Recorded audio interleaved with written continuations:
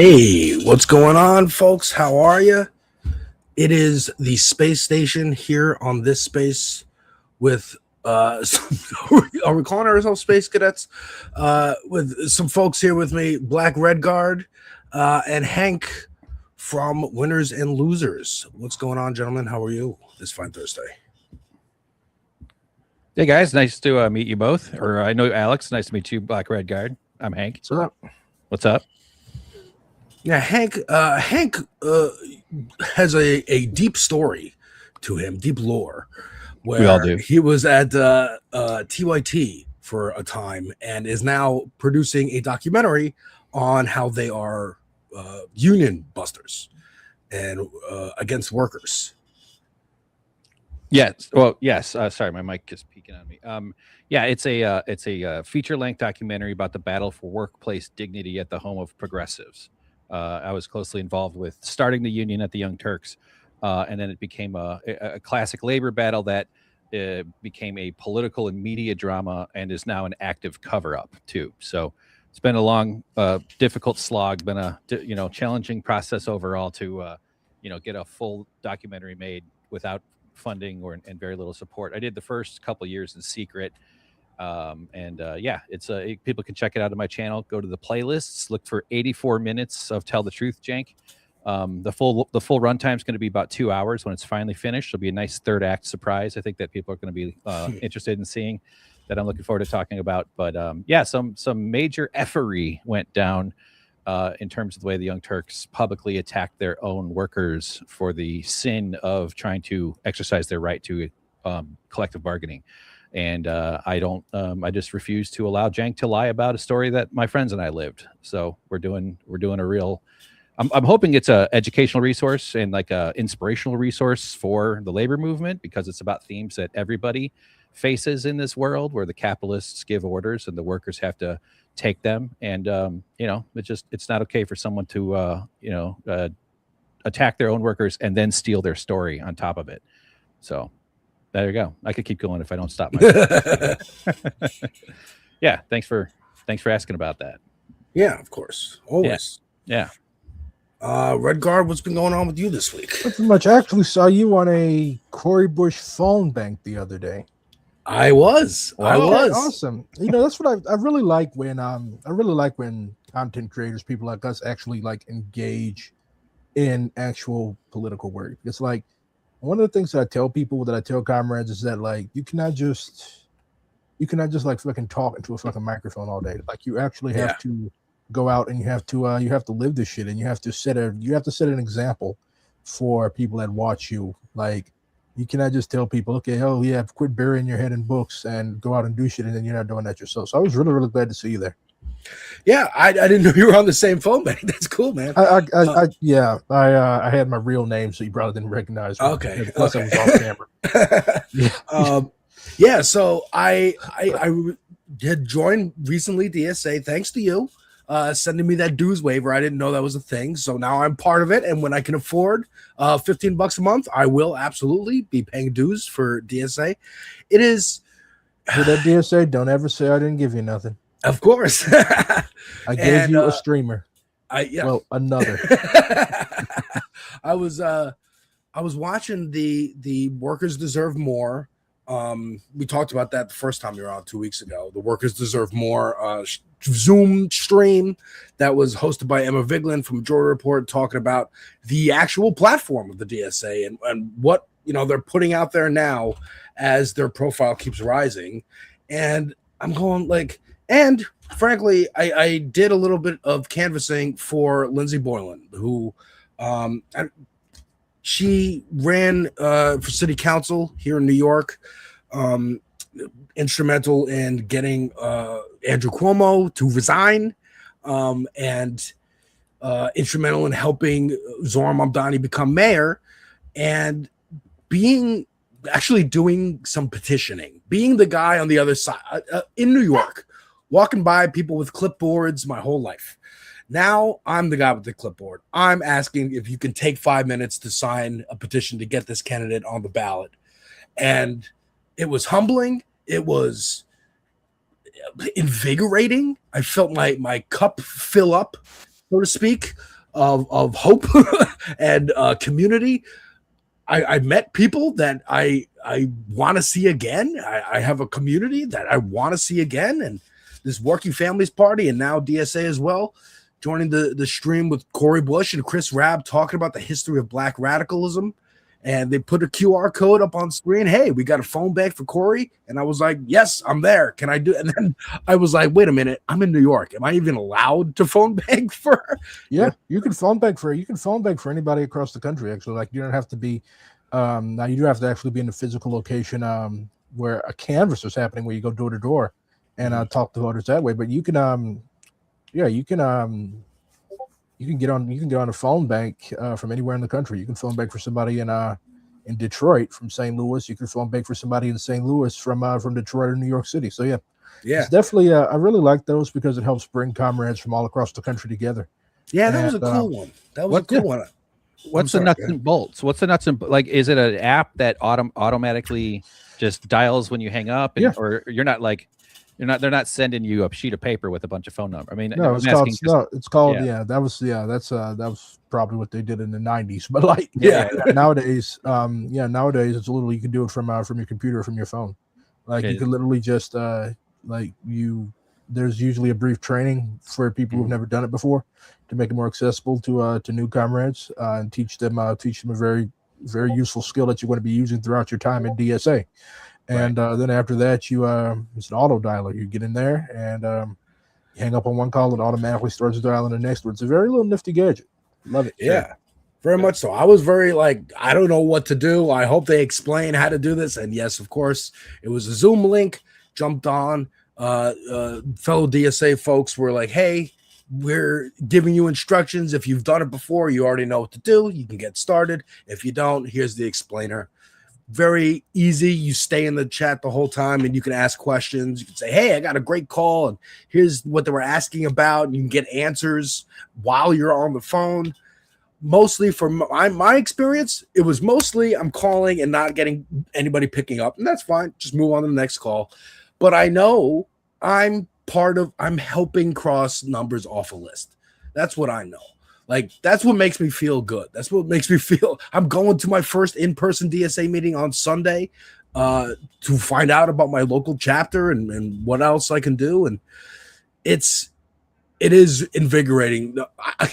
Look, I'm a movies guy. I'm a TV guy. I feel like this is Lord of the Rings, and I am but one soldier in a flood coming over the hill, but I am one of those soldiers. So that's how I look at it. You're helping. You're helping as much as you can do.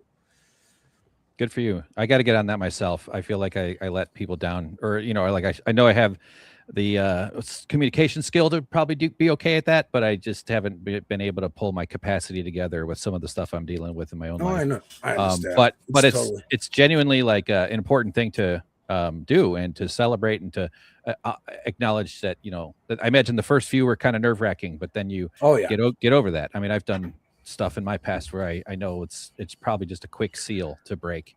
I will tell you, compared to in-person canvassing, actually going into first of all, New York, figuring out how to get into a building first to then knock on everybody's door in the knocking building. on someone's door is risky in this country, even. Very. So doing that, doing the phone banking compared to that was a breeze. Once I figured out like how the system works, and you just you call into it with your phone, and then you can control it on the computer, like end the call and move on to the next. Super easy. And now that I know, I can absolutely do that for all candidates across the country. Awesome. I'm excited about it. So next week, just some programming notes. Next Tuesday is election night for Michigan, and then the next couple Tuesdays after that as well. So I don't know if we're going to be doing full coverage all of the nights, but definitely next Tuesday, starting with Christina's show at 5 p.m. Eastern. We're going to go next Tuesday is also next Tuesday is also Missouri.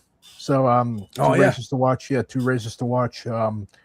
Hartzell Gray and of course our girl Corey Bush. So that's what reminded me of like, oh wait, next week is the election, because I had to tell people when it was on the phone bank. So we're gonna be We're going to be watching those races very closely. Yeah, we even have a nifty little tool that was prepared by our National Electoral Committee. So 2026.electoral.dsausa.org. You can go and you can see all the races that that DSA cares about and follow them. 2026.electoral.dsa. You said? Yep, right there. All right, there we go. Perfect. Yeah, it's going to be a good night. It's going to be a good night. Hopefully, we will see. On the 4th, we've got Rashida Tlaib, we've got Corey Bush, Donovan McKinney, Michigan 13, Chris Gilmore Hill. He's a state house candidate. Jesus Christ, there's a shitload of races. But yeah, you got Michigan, you got Washington, you got Virginia. You got Hartsville Gray. That's Mo 4. Kyle Blockquist. Yeah, it's a lot of people. Oh, this is perfect. Thank you. First, dude, you're helping produce the show at this point. That's really cool. Oh, this is great. Yeah, and then you can see people. You can see people that have already had their races. So down here. Yeah, it's a very, very, very good tool. I'm really, really glad that our comrades in the NEC put that together. Yeah, this basically has a. And then at the top, so we've run 163 races so far. We've got 38 wins running, and then 38 losses. So we're tied wins and losses. Hopefully we can get those wins up on Tuesday night. We'll see. Yeah, very cool. It's coming. Yeah. Help build DSA with us, Habibi, and donate. And then here's the kind of like, hey, if you want to join, here's how you can join. Alex, your information's on there, bud. Is it? Oh, well, don't worry about that. What's going on, Pep? How you doing? Yo, I just saw your address. I was like, get that off screen. What's going on? Oh dear. How you doing? Nah, I'm doing well. Celebrating Hopefully Spider-Man Day. Yeah, hopefully you don't get any uninvited guests or visitors. Nah, they're not gonna come over here. What's going on? New York, baby. New York, baby. Dieter, What's up, hop Dieter? on in if you're home. What's going on, Pinkerbell? What's going on, chat? Natch. Got people on Twitter watching. Pinkerbell. We got people on Twitter. Yeah, we're simulcasting on Twitter. Yeah, Red Guard's got us. Oh, I didn't know that. Oh, that's cool. Very Never cool. say I didn't give you nothing.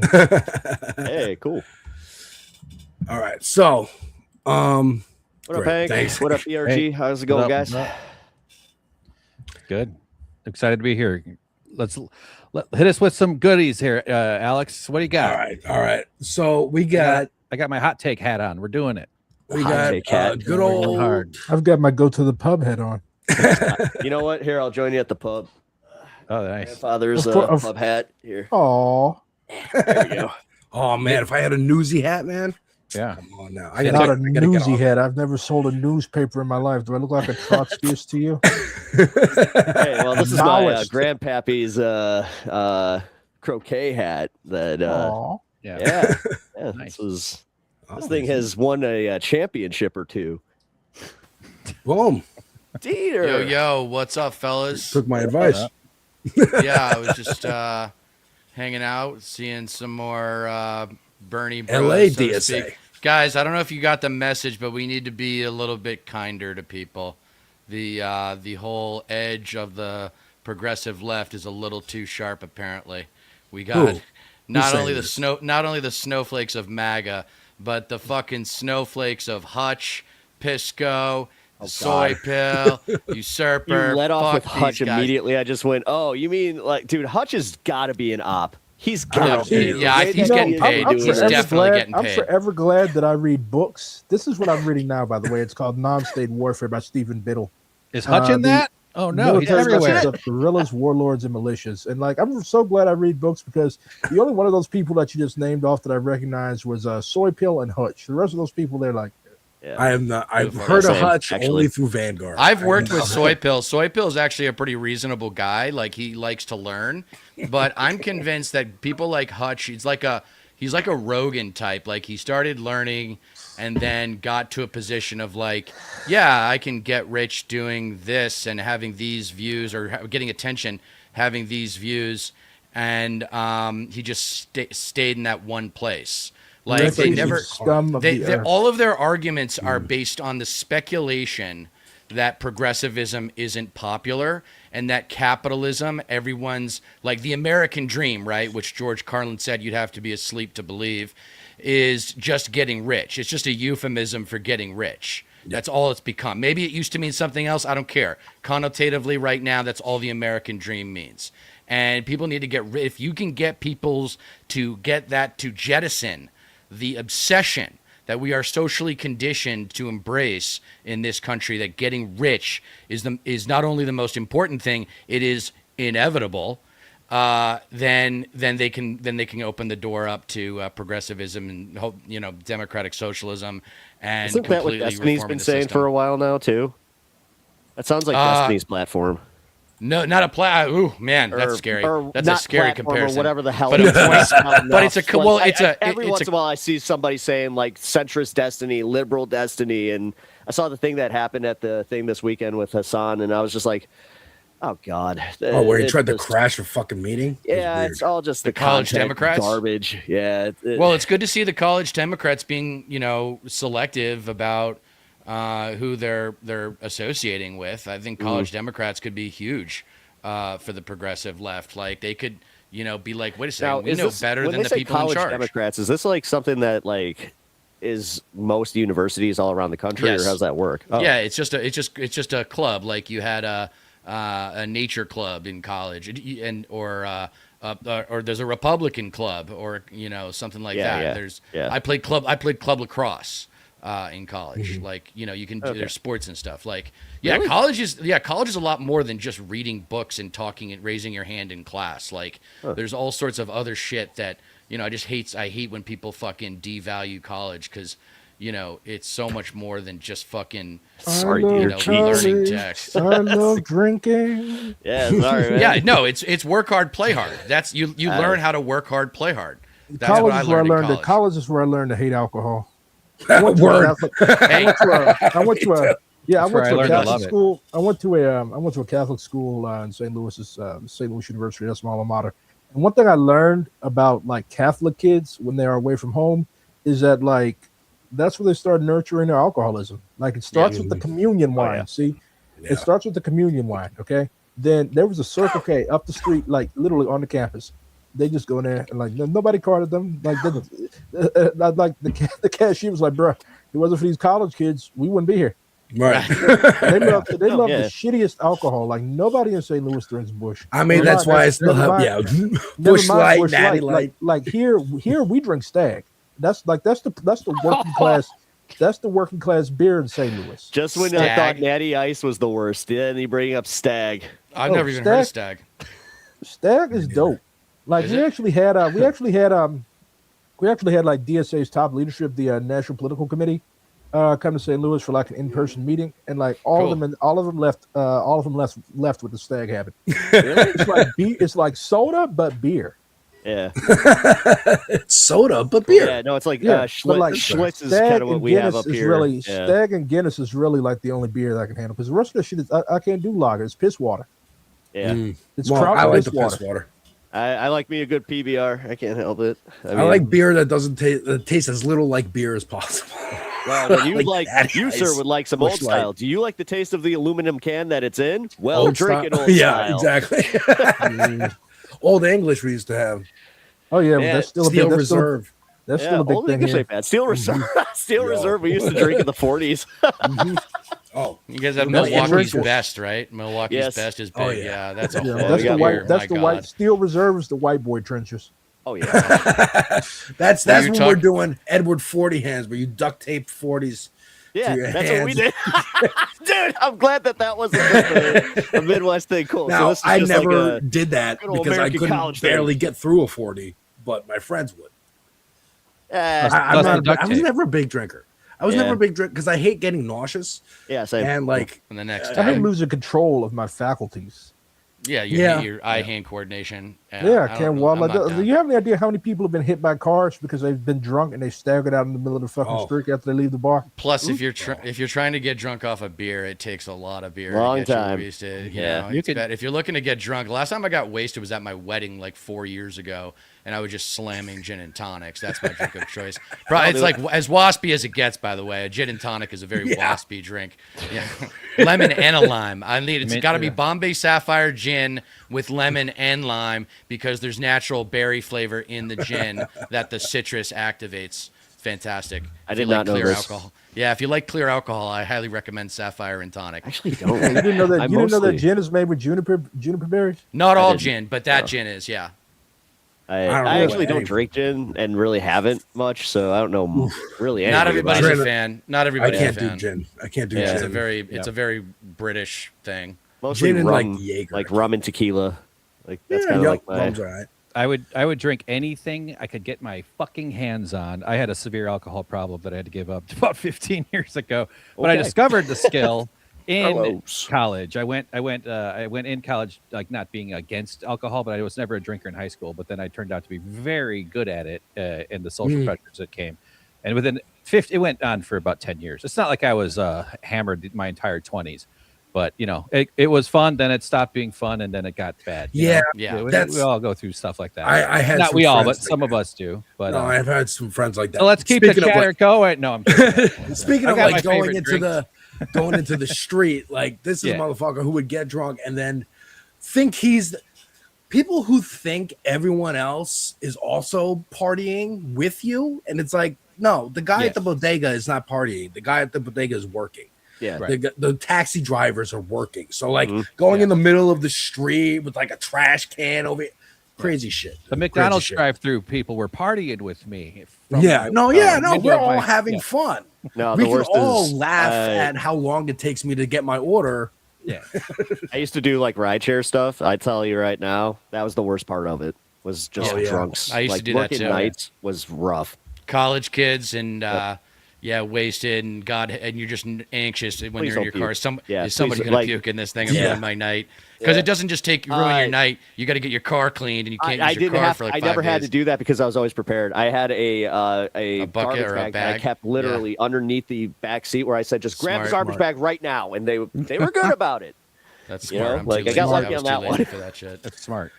All right. I do have clips. I got tons of clips to react to if we are ready. The first one is the dear leader of the Senate Oh, Democratic. Oh, I thought you were about to say We move. will win. No? Let's see. Have to read. Just when I'm And getting someone protested. is finally protesting him. Oh, I saw Whenever, that. I, Yeah. whenever, really? whenever I hear "dear leader," I imagine like a deer commune where like There is a leader of the yeah, deer. there's literally a deer with two crowns on its antlers. like Sorry, a Jaeger funny. deer, like a Jägermeister Jaeger, deer. yeah, the Yeah, Jägermeister speaking deer. of Jaeger. The Jägermeister deer is Right the back to deer alcohol. leader. Yeah, there we go. I like that. So yeah, Call Chuck back. A Schumer. literal deer. Chuck Schumer was giving a speech about anti-corruption and got protested. And I think about fucking time. About fucking time. Yeah, long overdue. Trump has turned it into the single most profitable scam of his. Please sit down. Please sit Oh, down. Bernie. I was gonna say. Yeah, right. So entitled. That's not Bernie. I am. He looked like Bernie. from Bernie, the- Bernie would never do something that bold. In November of 2023 by the Center for Constitutional Rights and other legal and human rights organizations. Notice on potential legal liability for aiding, abetting, inciting, or conspiring to commit genocide. I like the this about demographic of the data centers? protester. You are put on notice. No, So it's there, about he's talking about Zionism. corruption, but this guy's protesting about the genocide. Yeah. Oh, Yeah. okay. I couldn't hear what he was. Yeah, yeah. protesting. I got this nifty little plug-in now where I can actually turn up the volume on the tab. Oh, that's Yeah. so helpful. What, yeah, what plugin Volume is that? X. It's called Volume X. I found it the Volume other X. day. Yeah, I Yeah, gotta get it's that. great. Which, like, by the way, like, just to be clear, like, obviously, Trump and his administration are super corrupt, and like, Yes. obviously, Chuck Schumer over here is technically correct, but coming from him, it's kind of like, Yeah. Really? No, not you, dude. Like, Not you. not Yeah. you. It's like a cop saying he's against domestic violence. It's like, Right. Right. Yeah, Precisely. yeah. Exactly. And you backed it, and you backed the genocide to the hilt for years on end. How dare you? All Well, this shit no is one's just like moving either. all this like shit like this is why people do not like trust any politicians. Like they see Schumer, one of the most corrupt individuals in the Senate, and notoriously corrupt institution, which is part of why DSA is advocating to abolish it. Like that's literally in our program now.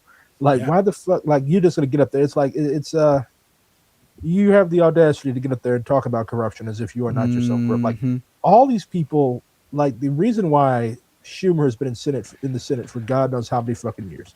The reason why all these people literally grow old and die in office, or they're just fucking withered up, shriveled. And if you're Mitch McConnell, your why dead is Chuck body Schumer? is wheeled Yeah, around. but that's the case for all the senators, right? Like you're pointing out. But why is Chuck Schumer the minority leader? Why has he been the leader of the Senate Dems for as long as he has?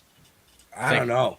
Because It's useful to corporations. because they Yes, don't want where to. a corporation's based. Actually, AOC kind of covered this today on MR, talking about how there's like the secret backroom deals that we've all known about. But the thing is, it's usually the conference like from like the Chuck Schumers and the leadership, and their biggest thing is like, don't rock this boat, otherwise Right. you will not get anything done. Yep. Yeah, you got to play nice. And even she was like, I guess I got to fucking play nice because there's only 4 of us.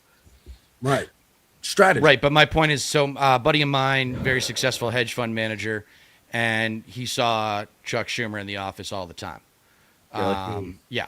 So he's the reason is Manhattan, is why Chuck Schumer, is the Senate majority head, and San Francisco with Nancy Pelosi. Like in the House for a while. Like my purpose is to destroy the legacies of these people. I want to show up at their fucking funerals and tell everybody, we're going to have a little historical accounting here of what this person did Nobody with the did power that when they at had Lindsey Graham's funeral. I was kind of shocked by Of that. course. Yeah. I mean, they did it they all like themselves. revered him like some type The of like internet did it. serious person, right? Not like the bloodthirsty ghoul that he was. I don't know. The internet Trump that did I saw, say- the algorithm hooked me up with a lot of content that was like, fuck Lindsey Graham. He was a warmonger. No, I know, meant rest in at peace. the actual procession. Funeral? I didn't see any Oh, yeah. protests or anything like Yeah, that. I mean, They're all and I pretending voted like he's a for it. good surprised. person.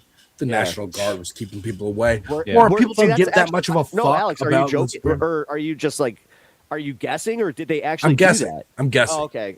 Because I was like, I I'm thought guessing. that's I'm what they guessing did. most people who would have protested, like, we all know Lindsey Graham sucks, and like, why?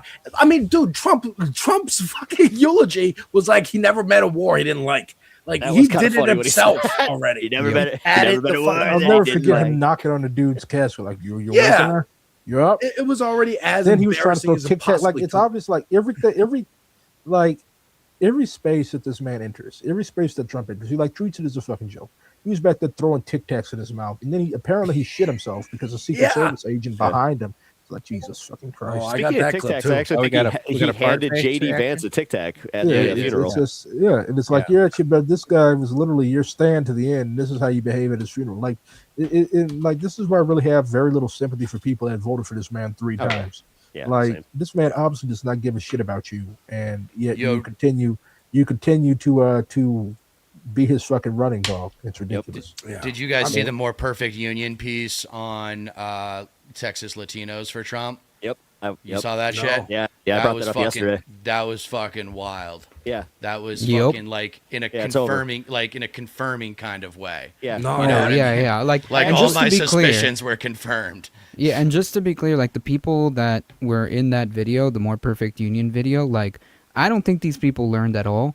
No. I think that like just kind of having just kind of being around like the Latino community and whatnot, like these people did not learn the lesson at all. The only problem that they had is that it became their problem. Right. And like I mean like Narcissist. this is just to kind of add to that, like I don't think it necessarily had to be like, it's just that these people, I don't know, like More Perfect Union just happened to like talk to these specific people, but a lot of them were just like rich business owners that were like, oh crap, they took away Right. my labor. My They employees, took yeah. away my labor and my employees. It's like, okay, Yeah. dude, did you really learn the right lesson here? Well, And yeah, and one of the cultural things, I talk about it on one of my essays, how the right uses cultural war distraction tactics to get people to vote against their interests.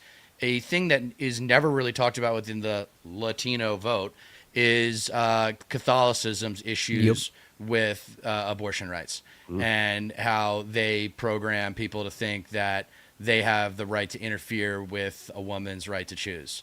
And that's like that it's like, you feel coming from a conservative background, growing up being anti-choice, just because of what I inherited from my parents and my Southern evangelical mother, to be specific. And it feels like it makes you feel obviously morally superior to people who don't have that position. So they think the homework's over. They're like, oh, I can latch onto this, and I know I'm right about this, and that's enough for me. And I'm hearing about economically, Trump's telling me what I want to hear, and they're stupid. But, the stupidity is you're stupid enough to believe him. I mean, this wasn't the first go around with this asshole. You had a first term to reference. You had he is a obvious liar. Like he doesn't care about you. Like, even if you are a Latino business owner. And Is they this were the, stupid is enough this to the believe. video? I think a lot of these people are just like, America is very, very good at terminating people's thoughts. Like critical thinking is like, they don't even teach it in our schools. It's just like, okay, they used to banking. Oh, this goes beyond school. This is actually just like because they were also saying that this is like the way that they slam the door shut once they get their citizenship. They were saying how that's a big problem in this. Yes. Second and third generation immigrants. Yeah, they're literally like, and they're like, and America, go ahead. There's like some type of miasma in the air here. I'm being metaphysical. There's like a type of miasma. Like I've had political conversations with comrades from Asia, from Africa, from Europe, from all over the world. And like the ability of the average American, even the average leftist American, to think critically and criticize things, it's like it's atrophied. Like people are like, they always are following behind these stupid ass cults of personality. They always are like getting their information from memes or from AI bullshit. And like, that's why like socialism has to teach people how to think, not just what to think. Like, okay, we all know the boss is bad. We all know that America is a horrible imperialist shithole. But like, to be a communist, to be a revolutionary of any type requires critical thinking. You have to be able to analyze shit. Otherwise, you're not going to be effective in any type of work that you try to do. Leadership, I would say that's true. It's a lost art. Leadership, I would say that's true. That might not be true for the followers, because two things. One is one of my Dieter decrees. I use signposting in my essays. One of my Dieter decrees is it's number 2. Just because someone looks like an adult doesn't mean they are one. Just to like when I hear you talking about like their lack of critical thinking, I think it's because they're overgrown children. I psychologically. Like, I don't think they have the critical thinking because they haven't had either the education, life experience, or just social conditioning to be able to empathize with people that are different from them. And that's why what I call scapegoat politics works with them, because they don't relate to people who aren't different from them. The only thing I would say about getting people on board with socialism is it's too late to kind of educate a lot of those people. You just kind of have to prove to them that it works. You know what I mean? Like educate by showing, like here, right? Hey, demonstration, what's going education on by in New demonstration. York with Mamdani, you see how right, small businesses are making more money because of he's cutting the red tape. You see how the potholes are getting fucking filled. You see this shit? This is socialism. Here you go. You want some of this? Vote for one of these candidates that we put in front of you. Yeah. Yeah, so I think if we got universal health care done, that would be an historic win, and that's something we could build on in terms of the portfolio of policies. When I hear liberals talk about building on Obamacare, I'm like, great, more incrementalism, more incrementalism. Awesome. Like do you have any idea how world changing it would be if the substantial, because the majority of the American population has medical debt of some type. Yes. And chances are, because they cannot afford to pay that shit, chances are, like, that's the thing. Like, I'm a Maoist, and Mao taught that you have to actually focus on shit that the majority of people, like, feel in their bones. Yeah. Like, canceling medical debt.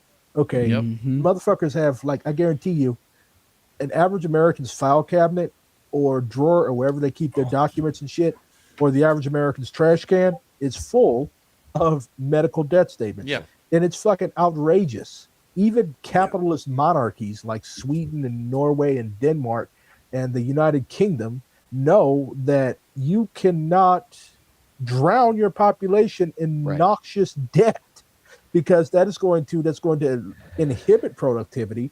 It's going to inhibit quality of life, and you're going to have a shitload of angry people.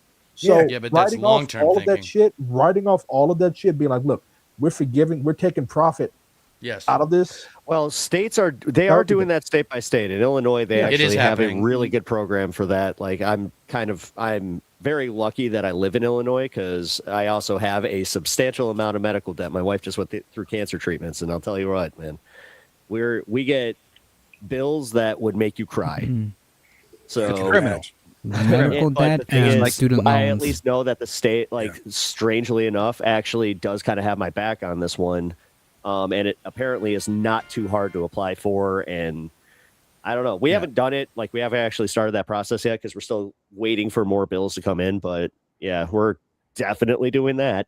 Yeah, and that's kind of also the problem. Like, if you live in Illinois or in New York or like in these states that offer this relief, it's like great.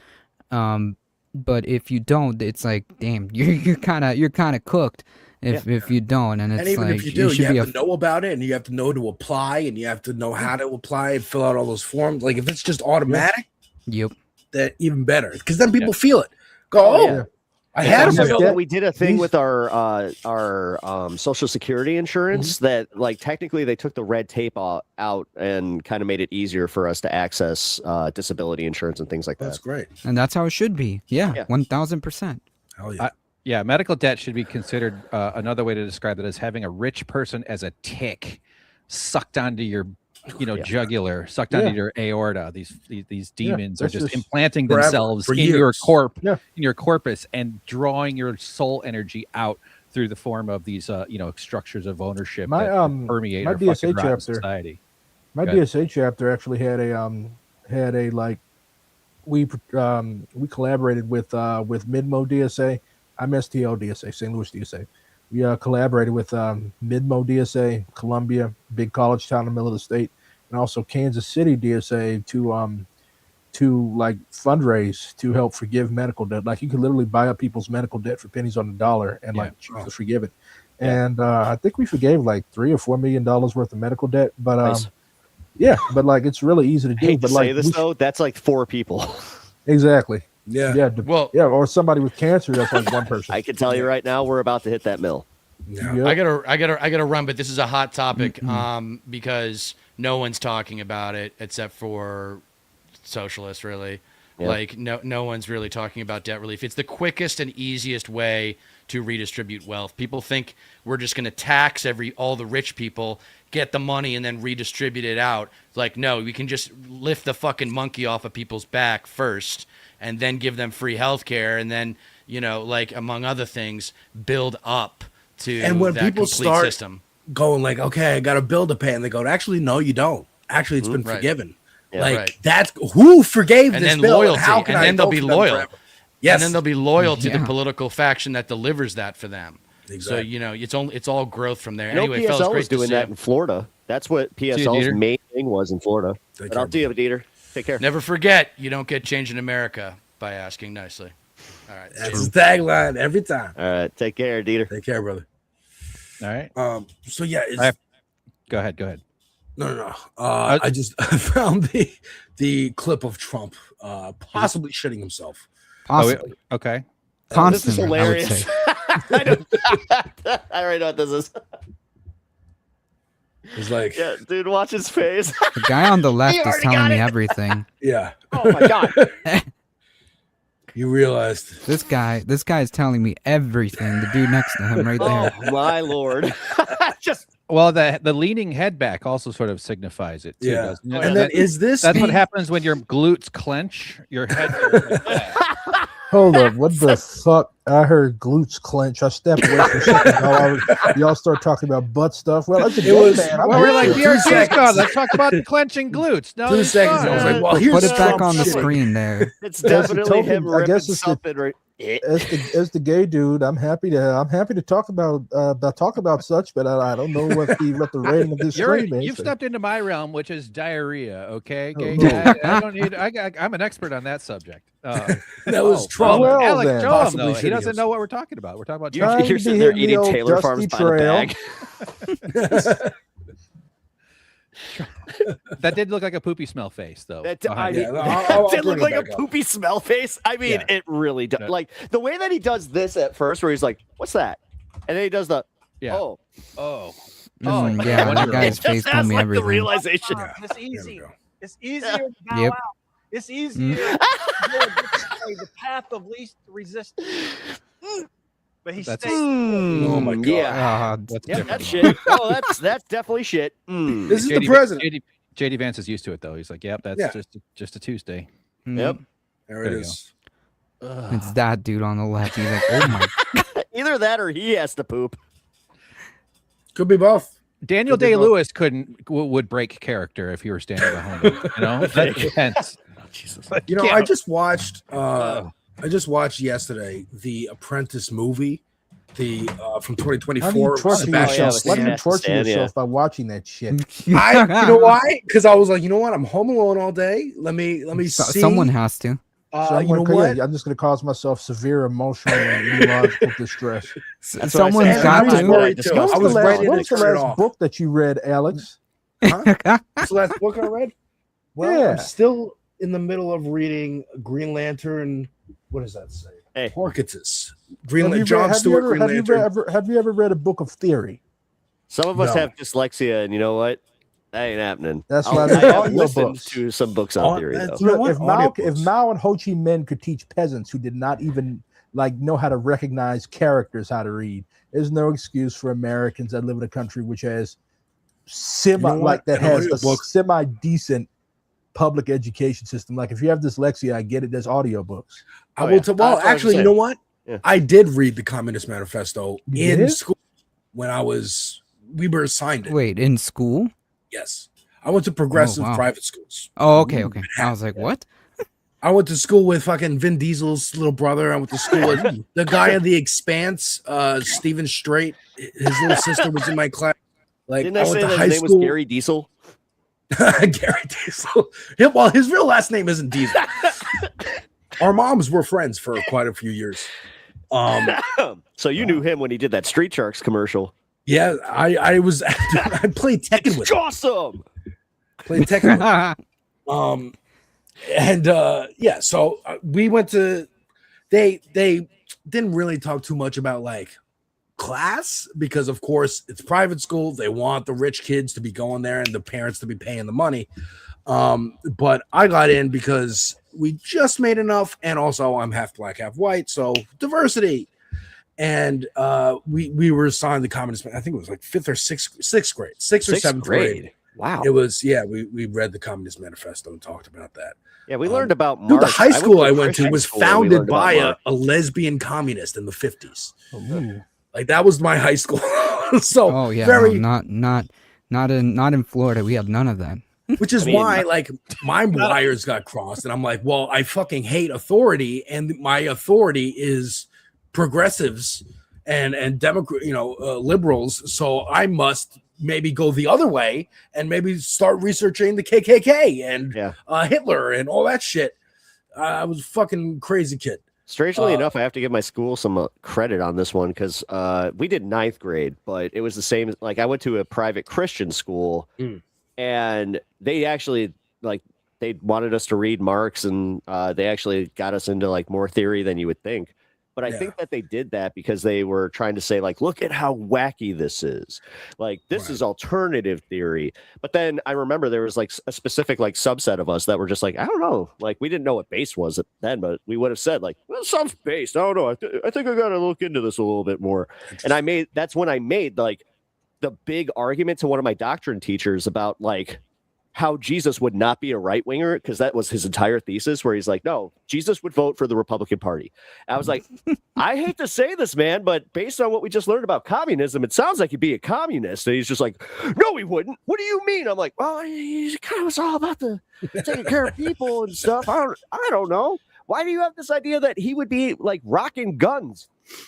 And then I made the argument that I was like, do you honestly think that Jesus could conceptualize what a bullet was for and then be okay with that?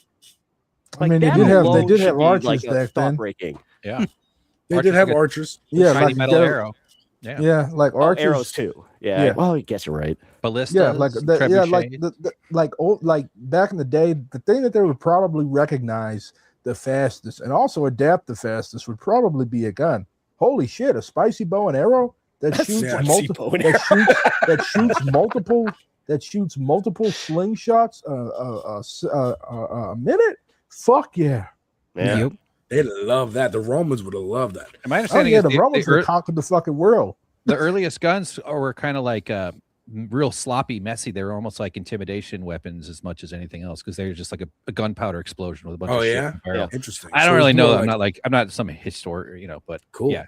Then obviously there was an era when gun guys also they were overlapping with earlier forms of warfare, like knights and shit. I think. Yeah. A little bit. It was like blunderbusses and shit like that, right? That kind of elephant guns. Although that's a different thing. Yeah. But I grew up in the Midwest, in case it's not. To BRG's point, this is the last book I had here. It's a small, tiny little introduction to taxation. Boring stuff. Boring stuff. I got it. Dude, it's comics. It's comics. I'm with Alex on this one. I got comic books. Actually, the last book that didn't have pictures that I read was like 10 years ago, and it was Kevin Smith's autobiography called Tough Shit. And you were disappointed there were no pictures. Like, what the hell? Where are the pictures? Yeah. Kevin Smith. Actually, Penn Jillette has a really good book called God No. You would like. Yeah. I mean, look, I did listen to podcasts for many years, but now I'm like back at the music. I'm like doing reaction stuff on my channel, whatever. But I could get back into listening to dudes, to people talk. I mean, I do that anyway. I watch YouTube, so listening to an actual book being read to me, you know what? I could do that while I play some Crimson Desert and find some comrades. I've been kind of cheating on like certain sci-fi books. Like I've been listening to Quinn's Ideas break down the three-body problem, which is essentially just like the Cliff Notes audiobook version of the three-body problem. But it's awesome. I highly recommend it. Cool. I heard good things about three-body problem. Yeah, it's essentially so is communist sci-fi. So. Is this the More Perfect Union video? Yes, this is. Yes. It's 15 minutes, but we can watch a little of this. Oh God. Oh wait, before we start, mad. Before we start, just also to like add on to the conversation. It's still like a good thing that these people are turning away from Trump, right? Like I'm not expecting them to like become leftism's greatest warriors or whatever. So it's still a good thing that they're not voting Republican. Most likely these people aren't going to learn the right lessons, but they're probably going to stay home next time, and I think that's probably important, and it's going to shape the outcomes of these elections for sure. So that's why they are panicking as much as they are, is because not to like poo-poo on the idea. It's just I don't think these people learned the right lessons. That's all right. Yeah. Look, so long as we can get those people to stay home. Oh yeah. And the people who usually stay home to come vote for us, doesn't matter. Doesn't matter. However we fucking win. And then once we can start giving people shit. On the ground in the Rio Grande Valley to actually talk to voters. 1 in 5 Latino men regret voting for President Trump. I think it's probably higher than that. That's you. People are under stress. Yeah. People are trying to figure out how to put food on the table. Prices of food and the price of gas and the price of everything keeps going up and up and up and up and up. They've seen politicians promise this or that or the other, and they've seen politicians turn on those promises. It's true that Latinos have shifted dramatically towards Trump in the last 2 elections. Mm-hmm. With Latino men, it's even more dramatic. And it's also true that just 2 years into Trump's second term, Latino voters could be shifting back again. But there's a much deeper story going on that the mainstream media and the leadership of both parties isn't telling you. Democrats might be confident they're winning Latinos back this time. But what happens after this one election if they don't deliver on their promises? That question might be coming to a head right here in Texas's 15th district. The incumbent is Monica De La Cruz, a Republican. Her challenger is new to politics, Bobby Pulido, a Tejano star who retired from his music career to run for office. He's an unconventional Democrat, bringing a That's shocking awesome. system to South That's Texas pretty great. politics. So what is it about him? We traveled deep into the conservative heart of the district and sat Pulido down with Latinos who voted for Trump but don't like what they see. And Is we this like a watched. Zohar Mamdani of this district? Kinda. Who's sitting Yeah. down with the Trump Yeah. voters going like, hey, what can I do for you? Who's really Yeah, I I mean, mean, this confident is the on new stage. strategy is to actually sit down with people. Weird. Yeah. Shocking. It's Texas, but yeah. Building community. As Pulido made his pitch to get their vote and give them a convenient pathway into the Democratic Party.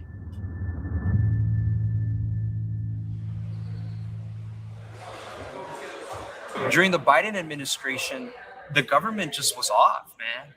It looked weak. It just didn't look strong, man. Mario grew up in the Valley. He runs a construction company. It's been a family business for years. He voted for Trump in 2016, 2020, and 2024. Mom was making dinner, and dad was in the living room watching TV. And one of the shows that I would watch with dad was The Apprentice. And I believe we were conditioned. To keep seeing him, right? And there's a certain group of This is Go ahead. Go get your thought. I got No. Please. Well, I was going to say this earlier though about the conditioning. I think we underestimate how influential The Apprentice was on the American psyche and on people. Aside from the very baked-in ability to self-neuralize, to just sort of dismiss things and to be duped by the consumerist nature of the generations of that. But honestly, I think Trump still thinks he's on The Apprentice. Like he literally thinks that this country is just his fucking game. It was what like our non-religion in America is celebrity, especially like in the 80s, 90s entertainment culture. And what that show was D-list celebrities doing almost like a religious, I don't know, I have all the words, subjugation, kneeling, but like they were religiously sort of bowing to the authority of a capitalist god who sat there in a table and dispensed judgment over them. Well, you could also argue that like that started with Ronald Reagan and then was even worse with Arnold Schwarzenegger. Yeah, like in terms of how Hollywood stretches into politics for sure, Yeah. especially like high profile communicators like Reagan and Schwarzenegger. But I think The Apprentice, that was what, 14 seasons? It was 12 years or how many years that was? 8 years or something. It wasn't 14 years, but that was a huge show, and it really did cement Trump's notion that it laid a very thick foundation for when he came out in 2015 after just sort of harassing Obama with the papers, please stuff of the 2008s and 12. Oh, wait, I actually still have this. Yeah, exactly. There you go. That's the sort of like God in a volcano. Like throwing you into the volcano of your employment. You're fired. I'm the authority. And he's never questioned in that. Adam Carolla and Penn Jillette and other fucking celebrities at that level are just sitting there nervous.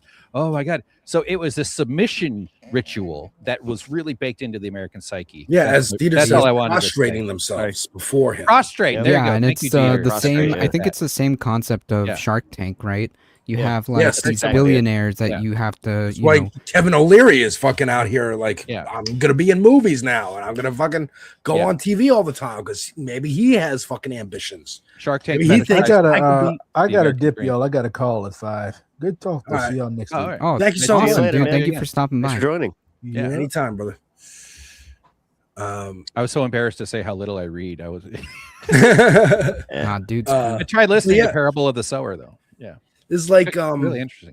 So that's in part to answer his question why I wanted to watch that movie is one, I keep hearing Amber Vigeland talk about it, how good Sebastian Stan was, and I wanted to learn a little bit about Roy Cohn. I didn't know who the fuck that was. I didn't know he's the guy who kind of like made Trump and all that. So it was very interesting. Also, you learn about Gotti, you learn a lot about Ron Cohen. Oh yeah, okay, yeah. also the way they shot the movie was very interesting because it looked like they used cameras from the 70s or 80s, just like the grain on it, and it was very interesting. How was I want to see that too. Actually, it's something I've thought about over these last 10, 15 years with this nightmare, is that Trump as a personality is difficult to impersonate because you can't really parody him. Like we can all sort of embody him with our little impersonations. That's like a necromancer power he has over the entire nation. Is that when we read I don't know about you, I can totally embody him. no, I'm saying we can, but I'm saying that to play him sincerely in a role will seem like parody. Oh, yeah, that's what I mean as far as like a high production like a high at quality. the end of the movie, I did. So I saw it too. I'll let Alex give his take, but I'll just say this: I did notice that he started doing this, where he started doing the pursy lips, and like he had the head tilt. Yeah, he started doing that as like he gradually. It was kind of like it was like watching. It reminded me of the Penguin TV show, that, where like over the course of the show, he gets more and more. Or like any superhero show, like they get more and more like pieces of their costume or whatever, or like, and then they fully become the villain at the end. Yeah, like you did good, kid.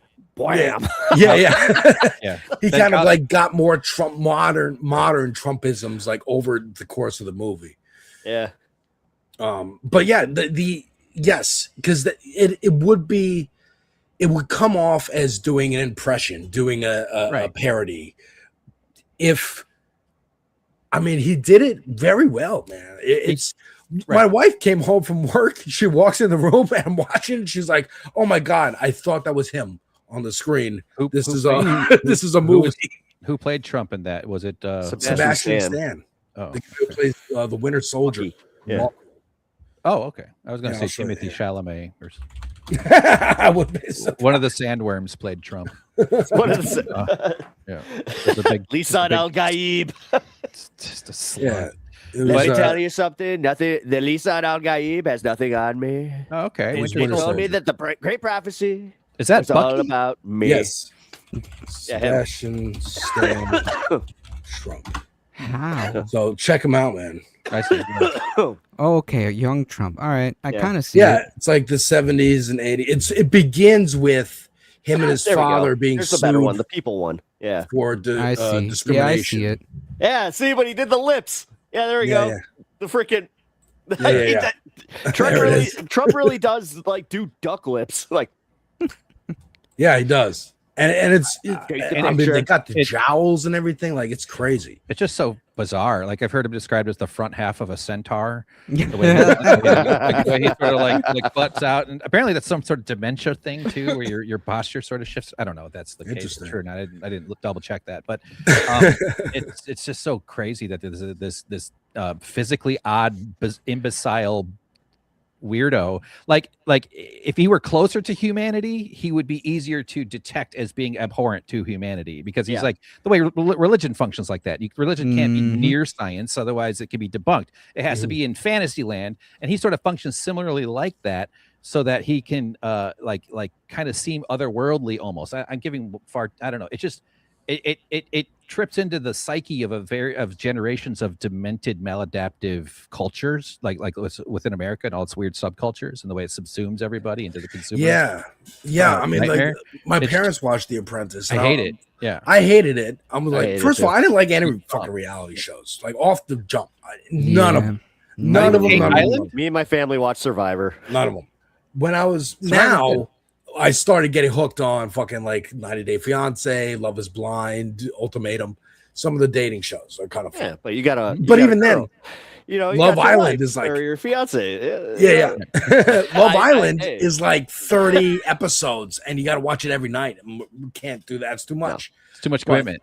You know, some little. I mean, dude, 90 Day Fiance also was very much like there's 2 a week, and we just got off the train like this year. Stopped watching it, and now we look at like reactions to it and reviews. I'm like, oh my god, I can't believe we're so deep into this. Yeah. But yeah, so the Apprentice, again, I'm like, who gives a fuck about this guy who is just like known as a con man, rich guy? Like, why? Okay, he has a TV show, fine. Why are you watching it? Why you like watching people get fired? People like nervously. it's a weird phenomenon. I can't I genuinely don't understand it because it's car crash television. It's literally it's impossible to look away from. It's the same thing that this is why people look at online drama that usually wouldn't be interested in online drama. And they're just like, well, fuck it, because you kind of do get to turn your brain off and just go like, all right, let's see. Tell me a story about why this person Am I the Asshole is such a popular subreddit. Yeah, I guess. I just don't. It just doesn't like. I get it, but it just doesn't compute. Oh, come on, you know? Carlos. You're telling me that if your neighbors are having a fight outside, that you're not going to go vacuum the lawn? No, I'm actually very very weird about that. If I hear some screaming, I'll be like, what's going on here? Nope, not me. Dude, I'm literally like, I gotta get the mail. The mail just came. I got the mail. I gotta make sure. I heard gunshots the other day, and I just was like, I just don't want to hear screaming. If afterwards, please. I don't have the. What am I? Am I supposed to go out there now?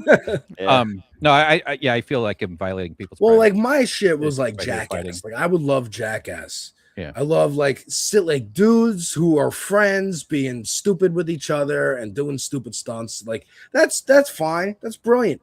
But Jerry Springer, I never was really into. I was never really into like The Apprentice. I saw a live taping of that. A 6-hour live taping. I did as well. I went to Jerry Springer once. Wow. Yeah, me too. Yeah, it was awesome. Yeah, they never gave me back my hair weaves.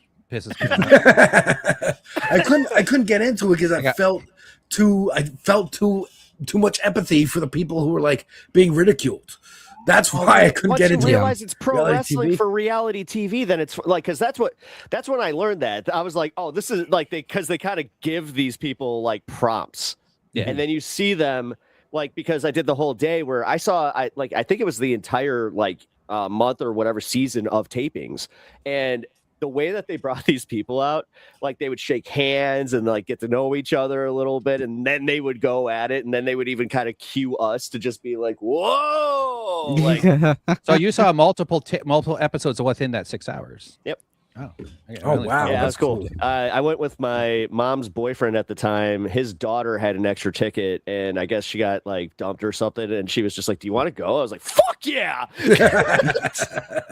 Went down to the Tribune building and watched the tapings for 6 hours. You break up after the Jerry Springer taping. You don't break up before the Jerry Springer. Nobody misses that. Right. I just remember for some reason the guy, he was a bench warmer for the Milwaukee Admirals AHL hockey team. Who's the guy? I don't remember his name, but I just remember that's what he did, because like I met him that year at Thanksgiving, and she like knew I liked hockey, so she's like, "Oh, he's a professional hockey player." I was like, "Oh, cool," but then I was like, "Oh, he's like a sister's E-list boyfriend hockey player." Yeah, it's all right. Not like a Jerry Springer employee. Okay, gotcha. So, but the Springer, I think Springer is actually a really important marker in the time that we're in, because it's the sense of shamelessness, it's the sense of Gen X nihilism of like nothing matters. Fuck, I mean, there's a great Netflix documentary actually about the Springer show and how they kind of had a competition with Oprah, because Oprah would shit on them and be like, this is nasty stuff, shouldn't be on. She's the one that actually called it car crash television. Yeah, it was car crash television. And then they're like, yeah, but guess what? America wants to see the car crash. You're all perverts like us. So you want to see the fucked up shit. And so they really amped up their efforts to make it more wild and crazy, to the point where they did beat Oprah in the ratings, proving dude's old point. Like, yeah, man. People are fucked up. People are sick and fucked. And this country is not as noble as you think it is. Well, that's also when Maury started doubling down on the sensationalism of his show, and Montel Williams too. I remember that. And so I think it broke this like neoliberal Clinton era post-history. We're all good. Everything across the world is good. We're chill. We're in peacetime. All we have to do now is worry about making money and getting people rich. The American dream that BJG was talking about. That's truly a lie. And Dieter was talking about that's actually a lie, is that everybody can be rich. Everybody's going to be a millionaire. It's just, you got to wait your turn. You got to go to college, whatever the fuck. That's And- the con. Like they need a Jerry Springer where the guests only come from the upper 1%. Oh, that would be great. And then Well, they isn't get that into the Real fights over Housewives? crypto scams. And Yeah, that's and the Real child rape. Housewives. Okay, well, that's the Yeah. kind of car crash television that I would watch. Okay. I mean, But- honestly, Pep's that's right, what though. It the is- Real it is Housewives is kind of interesting for, is you realize how miserable they are, and you're like, you have all the money in the world, and you still aren't happy. It's like how I enjoy just watching Elon exist, because it is hilarious just to be like, you are a trillionaire, you're the richest man on the planet, and you still can't buy cool. That's hilarious. Yeah. That's hilarious to me. Oh, we He's got some of such a his interview loser. too. I love how the world's richest person to ever exist is a victim of the system. Isn't that? Yep. Yeah, that's of not- course. Gosh, You see so that the he's world has going been so to unfair. single-handedly fund massive super PAC to go and try and shill for these freaking 5 Senate seats. I didn't see Yep. that. I hope he shows up or wherever he turns up. it seems Elon, to go he's bad. going to Oh. single-handedly. I think he said he's going to dump like $100 billion into this race just so. All right, Uh, well, Yeah, good. just 'Cause casually. then we can prove that we can fucking beat it. Well, I mean, we already have it. Like, Yeah. if he didn't learn from Wisconsin, it's like, dude. Yeah. Oh, Dude. Wisconsin's also going to be very interesting to watch the next couple weeks. Oh yeah. But speaking of Elon, let's watch this fucking idiot. This is my car out. crash television. Let's Yeah, go. boy. I mean, some people do loathe you. Yes, some people do. But I do you don't care. understand why? Do you think what you're doing Well, is helpful for Western May- may- democracy? Maybe some people do loathe me. And that's probably true. He doesn't even believe it. As you pointed out, 250 million people follow me. Is that I think a lot more people actually like me than don't. Because you forced us to, you You asshole. bought the platform. You bought the. It's like fucking YouTube being like, "Yo, look how Not many only did he buy albums the we sold." platform, but then we were all following him that day that he bought it. I remember that, where I was just like, "Why the fuck am I following Elon Musk?" And how Does many it- of those are those billion or those quarter billion? He has to up it to that instead of saying 250 million. But a lot of those are bots too. Oh, yeah. Yep. Yeah. Does Oh, it make sense that Elon looks like AI? He looks and sounds like AI. It does. does. It does make sense. That's why he wants AI, so nobody could tell. Because white folks in South Africa shouldn't have been there. So that's why it's like they're glitchy and weird. Yeah. I'm sorry. It's emerald poisoning. Shout out to any lefty comrades in South Africa who might be watching. And I think a lot more people hate you and the media more than you realize. Do you realize the media is despised? Do you realize that journalists, the view of journalists is like, I would argue that it's actually better than it's like politicians. favorable view of journalists is like 15%. I do know that. In the United which means States, that so the shoe is on the other foot. They hate you.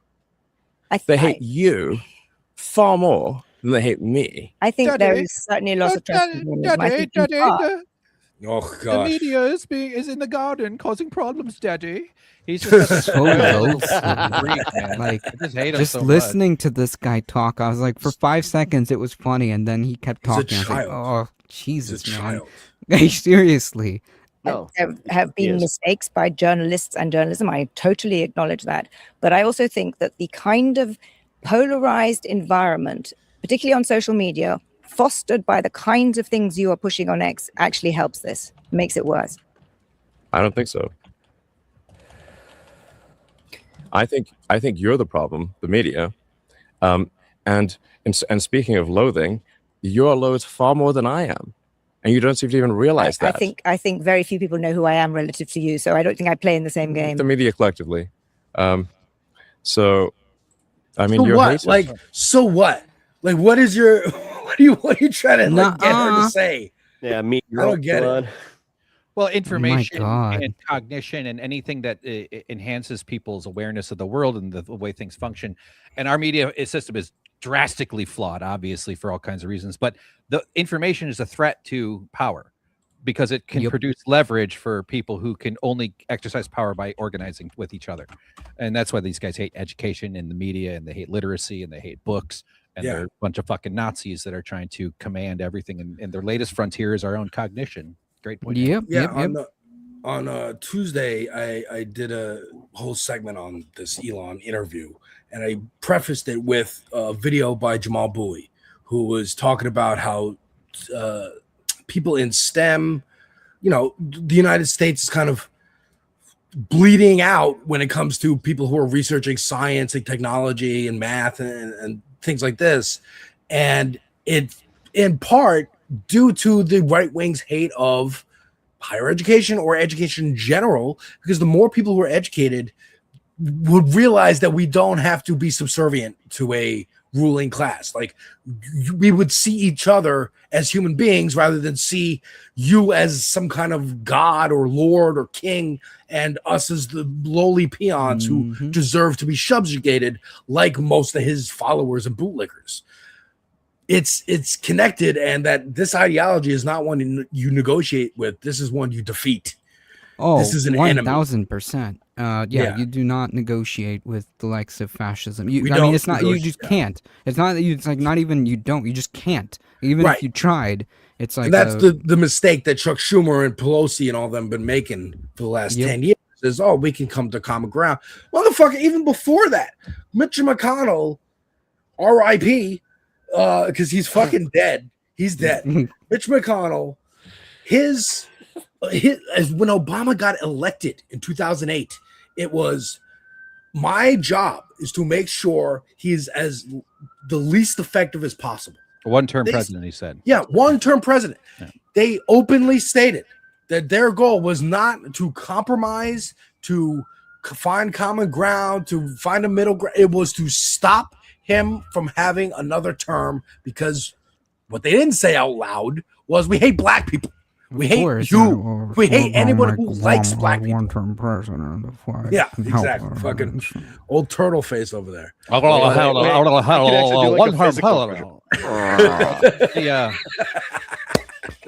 psychic We're doing Mitch wounding of a impressions. white supremacist society to a black president to suddenly have that hierarchy, to them it felt like they were being upended. In fact, it was just more corporate, domination of society. But like that, I think that But psychic just the wound is visual very of much. Oh yeah, no, his dark couldn't. skin was, oh my it God. broke the conservative movement at that point. Like Obama's election, just by default, regardless of like just objectively like where the presidencies both went wrong, and like how pro corporate the Obama administration was actually in reality versus like what they said was like a communist takeover of the country or whatever. Like, let's be honest, what really happened is that you saw like a black dude on TV and like that made you feel weird.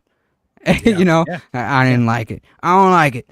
And it's like, all right, it just broke their minds. It just broke them. I kind of said something similar about like how I might cover this last week even about like the Chris Rock movie, how that came out like 2 years before Obama's election, and the entire premise being crazy, a black man as president, what? And then all of a sudden people are just like, wait a minute. We can't have this. And then they spent fucking the better part of 8 years just losing their mind. Like, if you guys ever listened to Opie and Anthony Cumia was the co-host, and like by 2012 he lost his fucking mind. Yeah, like he believed every conspiracy. That's when like they started doing like the birther thing. I remember Reverend Jesse White was a big thing. Yeah. And it was just like they were attacking him on every freaking thing. And then on top of it, making up fucking anything that they could about him, while also refusing to ignore that he was kind of like, by that point, kind of conservative. Like, oh no, because he's black, doing anything we're going to radical. say he's a communist. He's a communist socialist, and everything he's doing, no matter what it is against America. He is anti-American. That's why we got to remind everybody that it's like right now it's the everything I don't like is communist, and it's like we've been doing this for 30. We've been plus doing years, it for 40 fucking years. ever. Yeah. I'm sorry. Go ahead. Well, No, when I first learned what Marxism was in my 30s, I was just like, "That's the shit I'm supposed to be scared of." All it is it's some autistic guy wrote about why your job sucks. That's basically what Marxism is. That's. I was like, really? I'm supposed to be. I've heard it put that way. I'm supposed to be fucking scared of this crap. This is stuff I think about. Why do I have to work while you fucking don't work and you get to tell me what to do? this is bullshit. Right.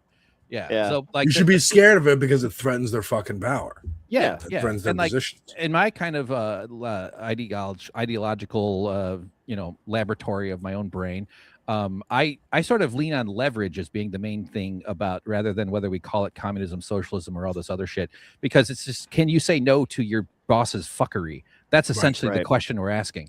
You know, I went through my own thing at the Young Turks, and I'm making a documentary about it, so it's been on my mind obviously for quite a long time. And but I just feel like the unfortunately the words do create like issues as far as this conversation is unfolds throughout the political process, and they just want to lean on the same old bullshit trickery that they've done. It'll be effective in some circles, but I don't think it's going to be anywhere near as effective in other as it was in the past. And finally, just to wrap up the ramble, is like in other circumstances, they just murder you and install a right-wing dictator so that they can steal your land and your resources in other countries. But they have to hold down collective liberation and communism and socialism, whatever you call it. In other words, leverage increasing for regular people. They have to hold that down in America because they can't just show up and start murdering people, even though that's also something they're doing and they want to. That's where they definitely want to. That's where this gets very, very scary. But the oppression of the liberation of the American people could open up liberation for the rest of the world. Like I think it's the heart of this whole project. It's the imperial core. If the imperial core is free, then an entire closer continent to it is the I mean, part of watching that movie yesterday, you know, it's a fictionalized, you know, but sort of true to life story of Donald Trump's rise and just his personality, who he is, right? And he's voracious. He's a voracious eater. He's greedy, gluttonous. Like, it's just about gimme, gimme, gimme. And can I take it? And if I can, then I'm going to take more than I want right now. I mean, they show his relationship with Ivana, and like he got her to get fake tits. And then he's like, I don't like grabbing them. Actually, maybe it was a mistake. I don't know. It's like, you know, someone went under surgery because you wanted her to have fake tits. But now you're like, I don't know. Whatever. It's a power. It's all about control. Are you talking about Tom Segura? Well, it's going through like this whole Stephen Miller. It inspires people like Steve Bannon, Stephen Miller, JD Vance, Peter Thiel, Elon Musk to go, oh, well, maybe we can do the same and get what we want out of this crazy fucking situation too. The Tucker Carlsons of the world going, maybe we can actually speed run and advance shooting people in the fucking street and rounding them up and putting them into prisons, because Nancy Pelosi and Chuck Schumer ain't gonna fucking stop us.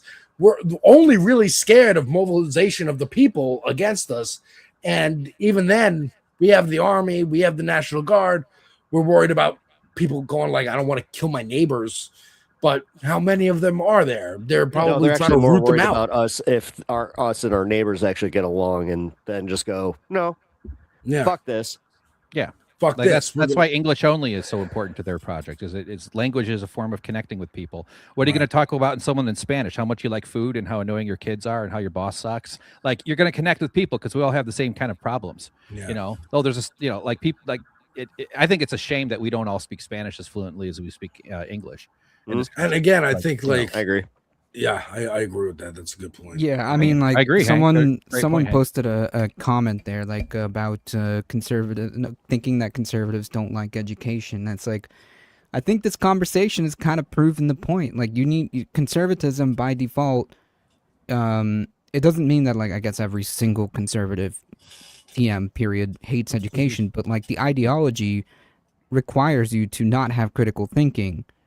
Period. Right. That's how it runs. Because if you do, you question it. It's a hierarchy, Correct. just like religion. It's the same thing. Correct. And I think that's perfectly encapsulated. I appreciate that chatter. Yeah. For shout out to Chad, man. Hey, was that shout a out to the chatter troll, that man. wasn't one of my regulars that just came over? That's just like, oh, this guy.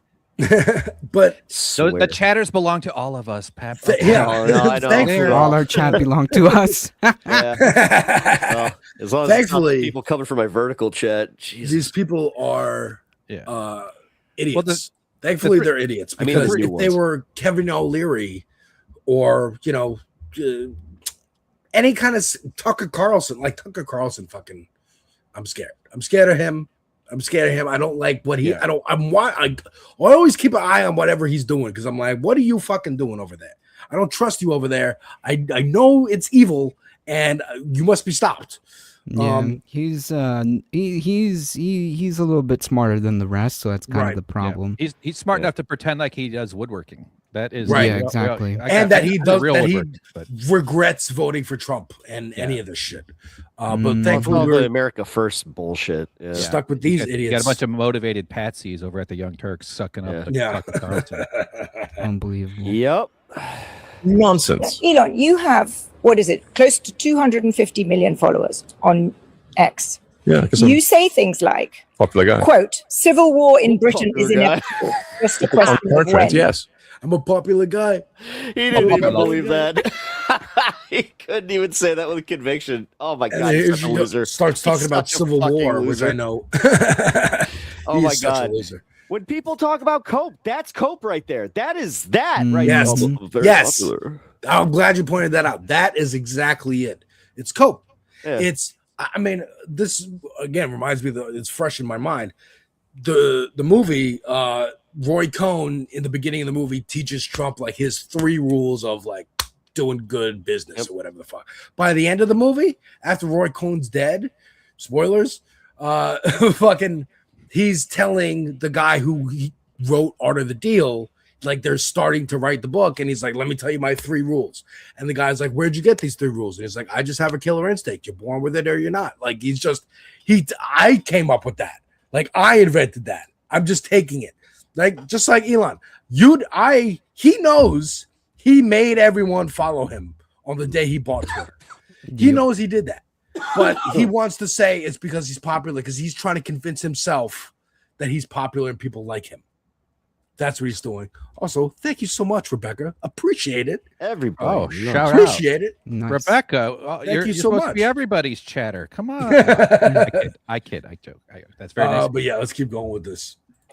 Just a question on the current of when. trend, yes. I mean, when were you last in the? So she's asking about like you're saying that civil war is inevitable, and he's saying, "Oh, the current trends, of course." Yeah. Okay. Well, to his a few years. Oh, sorry. Well, to that kind of mindset, what disagreement necessitates violence. Thus, it becomes civil war to him. You know, the whole notion of democracy, even our sort of very flawed liberal democracy that we've been struggling with for the last 70 years, is one that says we work things out without violence. Allegedly, in the kind of pamphlet version of it. Obviously, it's not true. And when the corporations need their right-wing coups to get their fucking bananas and all their other. Yeah, I mean, he's going to explain. He's going to explain why he believes that it's a civil war. Civil war is inevitable. Inevitable. Yeah. Exactly. So I live there. I'm there the whole time. That is nonsense. You live in a cloistered existence. No, I don't actually. And the numbers also disprove what you say. What numbers? All the numbers about crime. London is a much safer city than any city in the United States. Violent crime in the UK is not where you think it is. In fact, it's coming down. You have painted, and because you have so many followers, so many Americans believe it, a kind of view that Europe and the UK are kind of, overrun with terrifying Muslim immigrants. There's rape on every corner. There's a sort of civilizational destruction. I haven't said any of those things. If you have a large and rapidly growing group of people whose beliefs are antithetical to Western beliefs, at some point there will be a reckoning.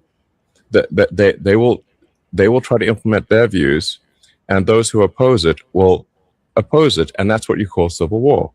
It's not. And obviously, that's what you call fucking like debate. That's debate.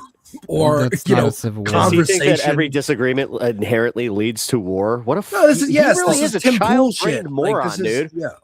Part of what crap. Part of what he's doing too is that a conservative assumption that they make that, and I think liberals to some degree make this assumption because they're also conservatives, is they think that if they flip the role of power, that they'll be treated the same way they treat others. Right? Yeah. They assume that the hierarchy will be inverted, and then like they think matriarchy is females doing horrible violence to, because they understand that the system relies on this. It's a big scam that requires if black people get equal rights, then we're going to be enslaved because why wouldn't you want revenge for that? Because that's what we have in our heads. We're revenge minded. We're violence minded. It's the trend. and you absolutely do live in a cloistered existence. And if you'd like, we can go on a tour of Britain. Sure. And we I'd can be go on a very walking happy tour, to come on a tour of Britain. and you will see You for come yourself. see my country that I live in all the time, and you haven't been Yes, to a few I've years been ago. there literally 100 times. But when was the last time?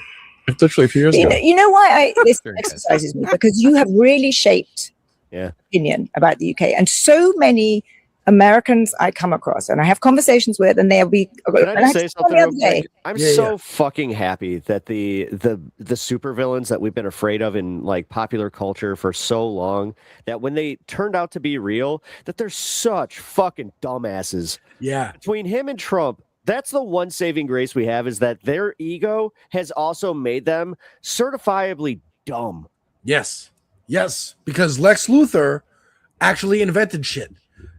Elon Musk Not just invented buys other shit. The thing companies. is, he understood the optics thing, and he also he also was actually what Elon's pretending to be. Like, you can't just steal people's ideas, then say, I created SpaceX and I created Tesla, I created the electric car, I'm the one who did this. It's like, dude, no, the one thing you did was steal another dude's idea for PayPal when you still had, a fucking bald spot. And realistically, that's it. You made one good decision. Yeah, One. and it was why?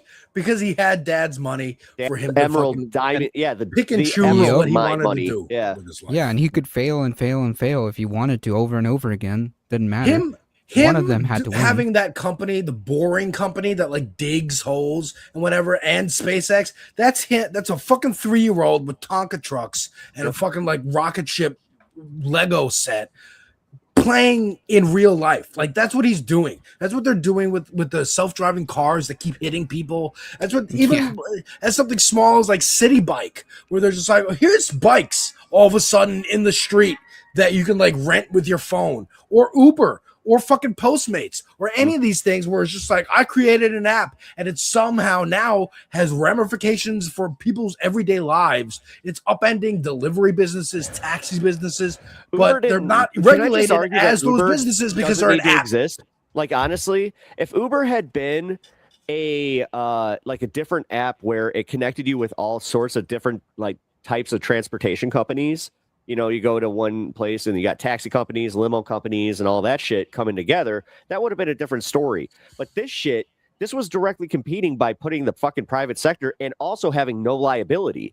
Like, all the liability is on you when you're an Uber driver. Yeah, like, because you're a gig worker. You're choosing to use this app in this way. Yeah. That's it. Like, and the hands off. We're an app. That's it. We're Facebook. It's like, dude. You're a small business person. Oh, really? But that's you what have they say. overlords? Independent contractor. Here's your W-9. Like, dude, it sucks. Along the order of, London's such a dangerous place. How can you know? There are sort of grooming gangs everywhere. There's violence everywhere. This is a picture that people get from things that you post or that are posted on X. And for example, you're posting for, what was it, 48 hours of Citizen Vigilante. That film, which, paints a dystopian. I've watched it. Yes. It was not fun. I watched it yesterday. It's not a very good movie, but it's also paints a dystopian picture of Europe. And it glorifies vigilante violence. It glorifies the murdering of a Muslim immigrant family. I honestly think that it is irresponsible for you to put that up on X. I think that it's a movie, and it's worth watching. Grooming gangs are just a tape Zero. roast, indeed. Zero response to the actual point. I mean, first of all, let's talk about that fucking movie that he's talking about, because Yul Bull is an interesting director. Interesting? He's a fucking hack. He's a fucking hack who sucks. Yeah. You would see his movies on hack. Best of the Worst. Postal, like he made Postal. Blood Rain was a big one. Yeah. Like, he made Blood Rain? I didn't know that. That movie was awful. Yeah, he made he got a lot of the rights to video games because that was popular. So Blood Rain, Easy. 2005. Yeah, it's easy. Nobody wanted them then. Yeah, nobody wanted them in the early 2000s. I did watch this movie. Holy shit, that movie sucked. It was terrible. It's a bad game too. I mean, that's all right. Postal, I think, is made by Rockstar, or is that Manhunt? Both of them. Huh? Postal? I don't even think no, that was that. I remember when Postal first came out on PC. That was actually like super controversial. Like, because it was like run around, shield people. Well, There yeah, had but it been was a also high- the post office shooting that happened that like right made like that literally like going postal is like the acronym for. What's up, Which Hank? Really well. You kind of were saying what I was thinking. I actually briefly did video game reviews in college in the late '90s. I'm very old, and I reviewed Postal.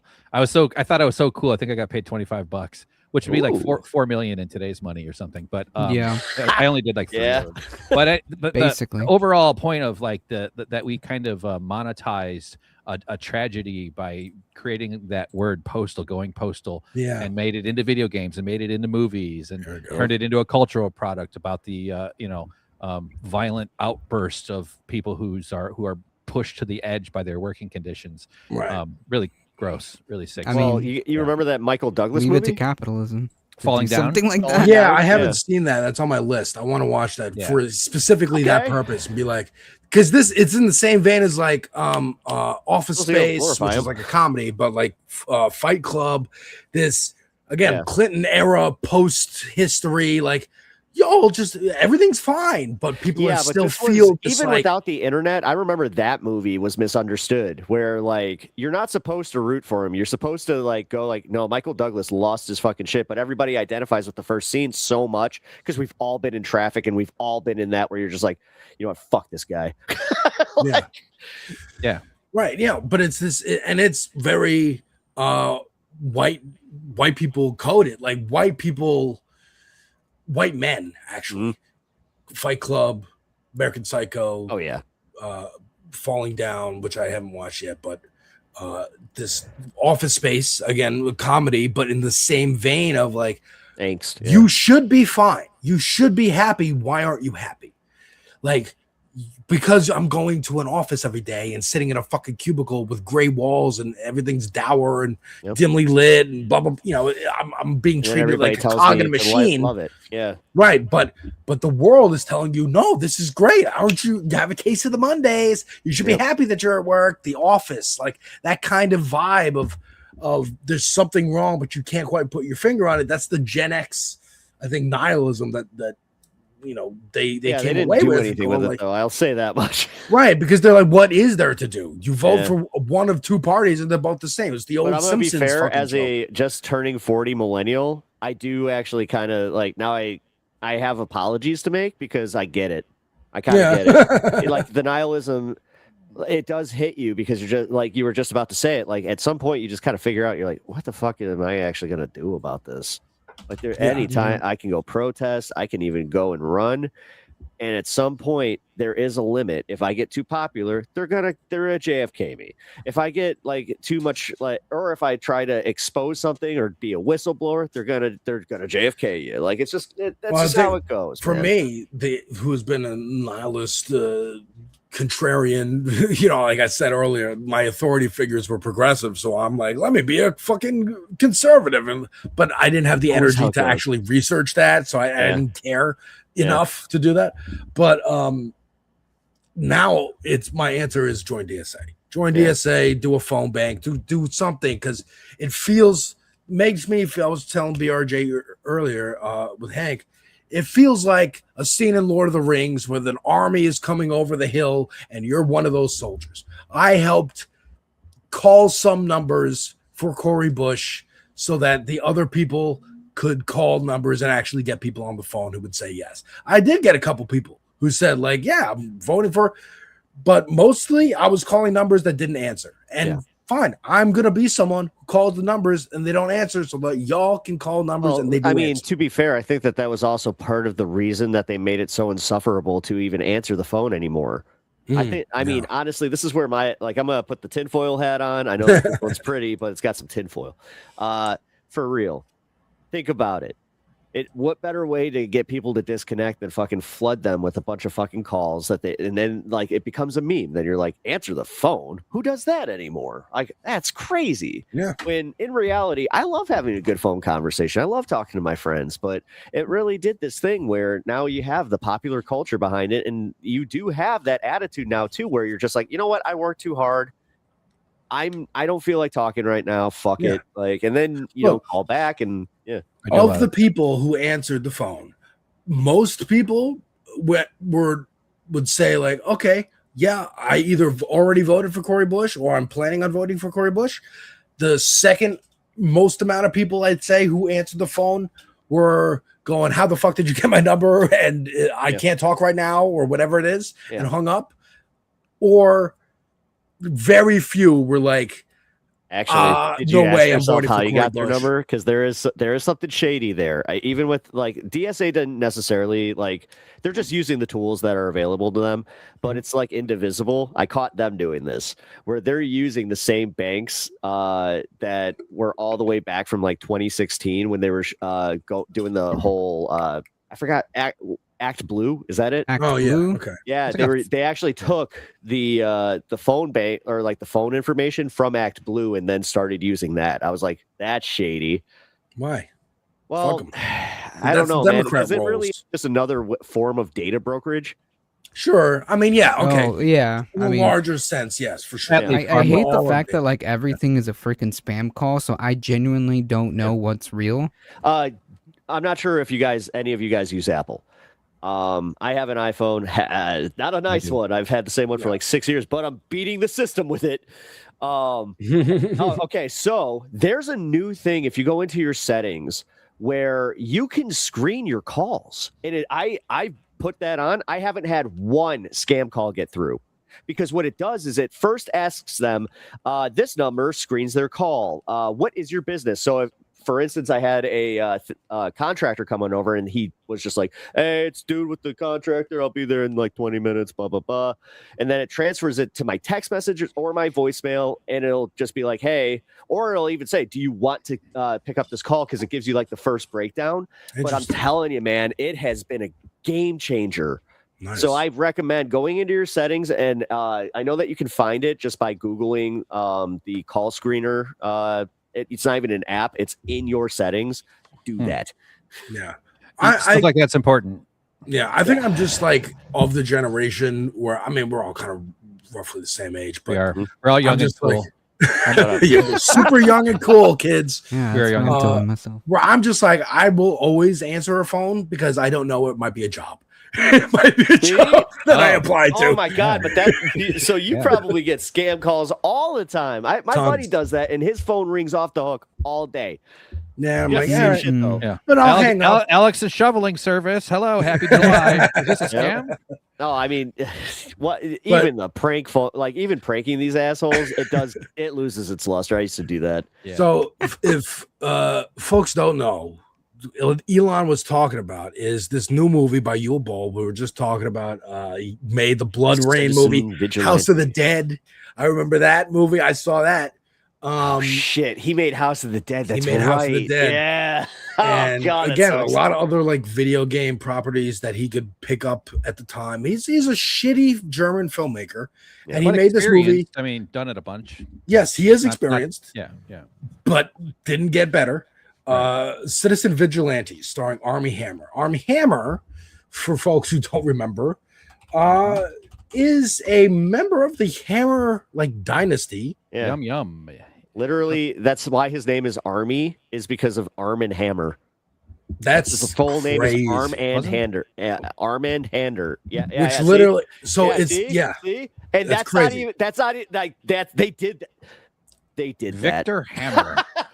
Wasn't Yeah. there some cannibalism stuff or something? Yes. I mean, that, So it was girls had started leaking, women had started leaking text messages who were like romantically involved. And he would say things like, I love you so much. I want to consume you. I want to take chunks. I wonder how you would taste and this and that.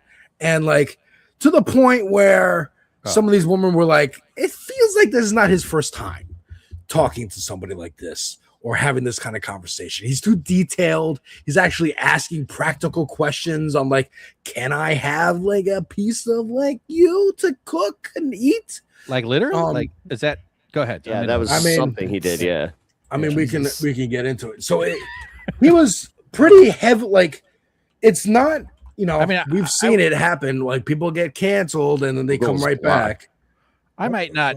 Oh, I could might make space for someone being exuberant about bedroom activities and using language such as consumption, but maybe there's definitely an overboard where you start asking for like microwave instructions You know, Yeah. going a little bit too far.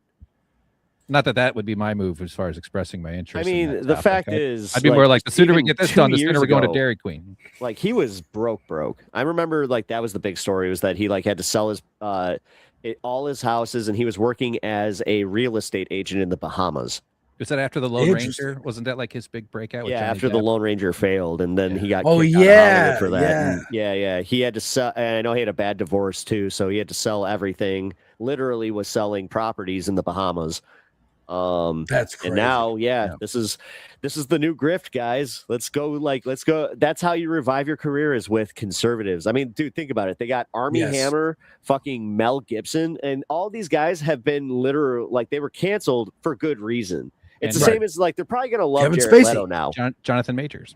Yeah, Jonathan Wait, Majors, Jonathan Majors did in it, the yep. new Daily Wire movie. I have a reaction Mel- to the trailer on my own. Mel Gibson is in this Citizen movie. No. He's just he's another I'm just example saying. of a conservative. Oh, okay. I was Yeah. like, what? Who's like They got- embraced. oh. He's maybe he's the actually original. making Passion of the Christ 2, which is literally the resurrection story or whatever. Yeah, this is the my pipeline trailer for- reaction to Run, Hide, Fight, the new Daily Wire movie Bells, featuring Jonathan Majors. Banger. Yeah. I saw a clip on Majority Report earlier of what's his name, Rob Schneider on Gutfeld hawking like a whiskey that called Liberal Tears With whiskey. Gina, with that muscular Gutfeld. lady. Yeah. Yeah. That's a Incredible. thing. There's a Yeah. pipeline. There's a You know what's production fun? process for former. The alcohol market is crashing right now. Great time to start a fucking whiskey company. But no, That's the whole Hank's grift. right. Like, There's a that's what Segura and pipeline. Kreischer were doing.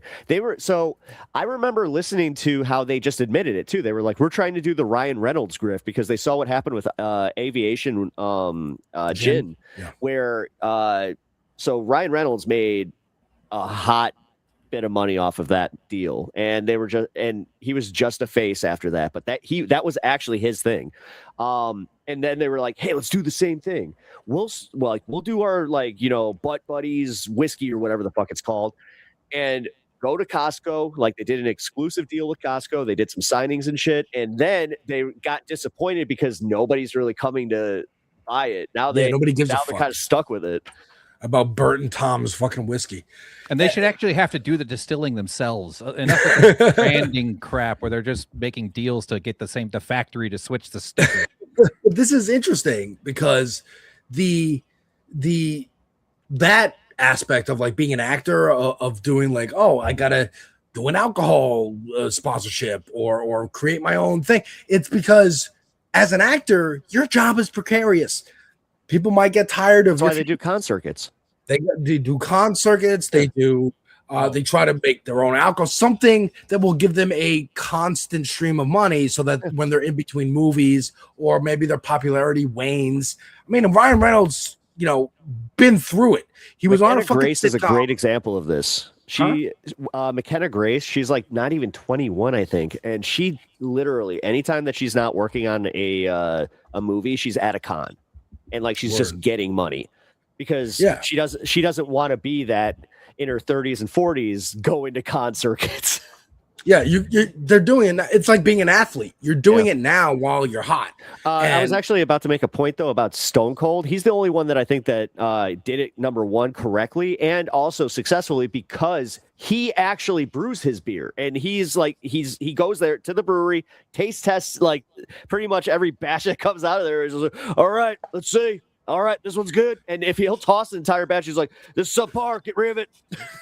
But the reason I was bringing that up is because this goes into the conversation of if these actors had their needs met, now, mansion, property taxes notwithstanding, if you had your basic needs met, then you don't need to worry about what happens in between movies or when there's a dry spell of getting roles and whatever.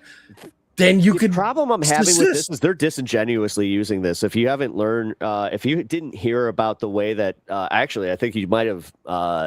It was in that interview about him talking about abundance. He's talking about doing that. Oh, Elon?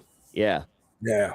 He's talking about doing an abundance thing where he's just like, in the next 10 years, we're going to have abundance. Yeah. So Yeah, we're there's not going to there'll have be to no have money jobs. anymore. Yeah. So I don't need to pay taxes. What he didn't This say is the was, thing. we're This is going to the let. thing. They're talking about communism and they're literally shouting like to the fucking moon about communists, and they just ignore that.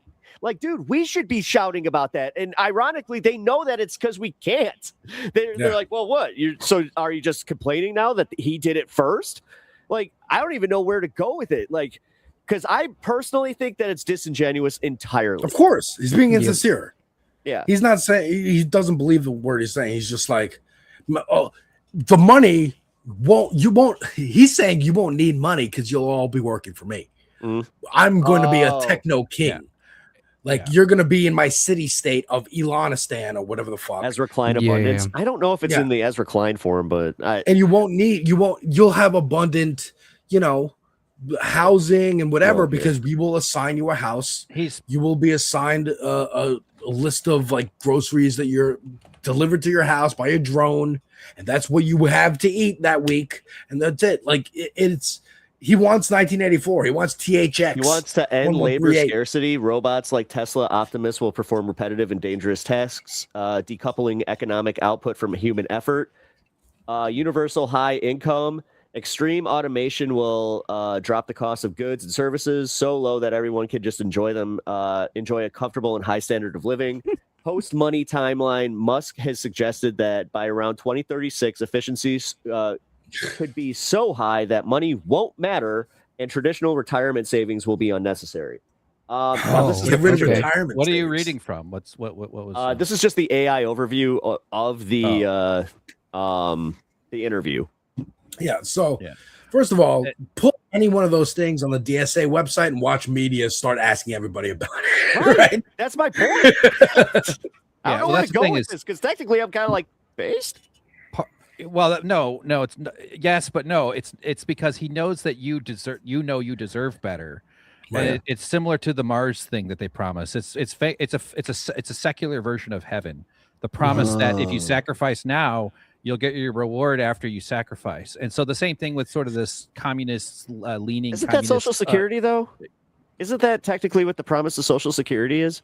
Yeah, it's collective responsibility though. It works in real time. They I think like the difference would be Elon controls that versus it is a Go ahead, Carlos. You haven't been talking. Yeah, like I think that like the difference is that Elon is the one that wants to control all of this rather than have like an accountable for for all the faults of Social Security or whatever. Like there is some level of accountability that is just kind of built in by it just being a program from the government, that someone like Elon Musk running Social Security, it would not be the same. Right. It would not be the same. Like the We've concept seen what he did with Dodge. Yeah, to like what Hank was saying, like the concept of like, yeah, obviously all of these things sound great because that's what we do deserve. We do need these things, and the technology that will be available to us later on technically could be used, but it's not going to be in the control of like, the collective. It's going to be under the control of him, and that's what he wants.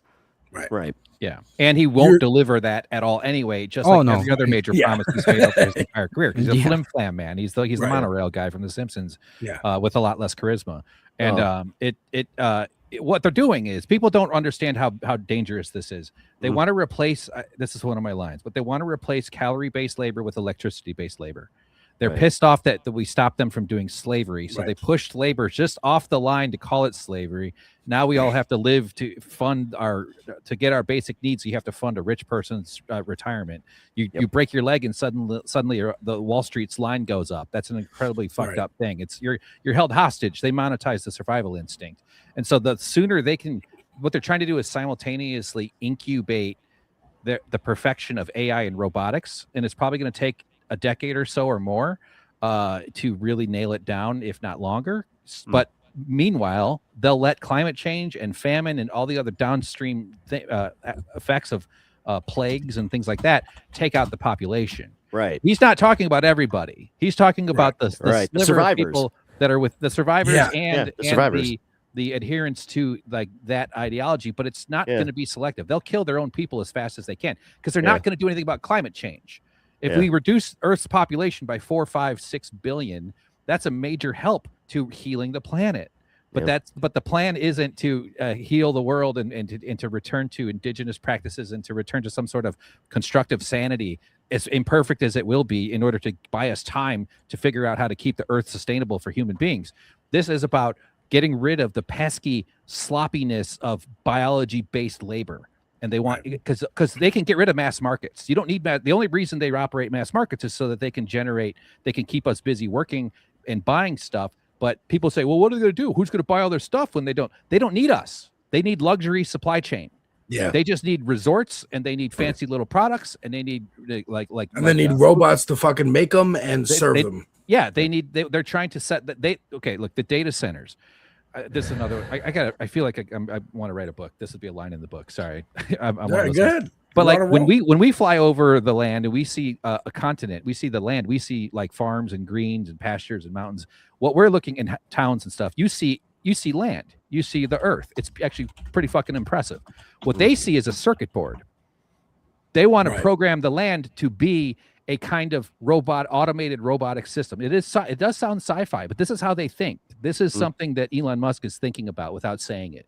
And so promising that there won't be any money in 2036 is like, oh, really? We'll get to live without this burdensome shit that drives us all crazy. You die if you don't have enough. You go crazy if you have too much. How are people not freaking out at it? That's what I don't understand, because it's just as like, because not this is listening why to my people podcast. are so scared of communism, because it literally upends the idea of the status quo that they live through. And so like, just based on the misunderstanding, or like, this is where I'm at least, where I'm like, I don't understand it, therefore I am kind of scared of it. Also, I don't trust him.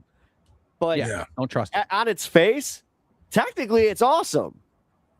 You know what I mean? Yeah, like, I mean, if obviously, it were to actually work, it has to be, because he's selling it, right? It's and why wouldn't he believe he's right? Look what the world's done with him. The guy is all these false promises, all this BS, and he's richer than anyone's ever been. You know, same with Trump. The validation system is part of the oppression. You reminded me of this scene from a movie that I never saw called The Great Outdoors with Dan Aykroyd and John Candy. I love this movie. And I've seen this scene trending, and this is exactly what you're talking about. Check this out. Sure. Why the hell would you want to come up to a plant-infested no man's land like this and live like a barbarian for a week? You wouldn't understand. Try me. I have great memories of this country when I was a kid, and I used to come up here with my dad, and I want the boys to have the same memories. I would look around you, Roman, for God's sakes. This is beautiful country here. Take a good look. I'll tell you what I see when I look out there, if you want to know.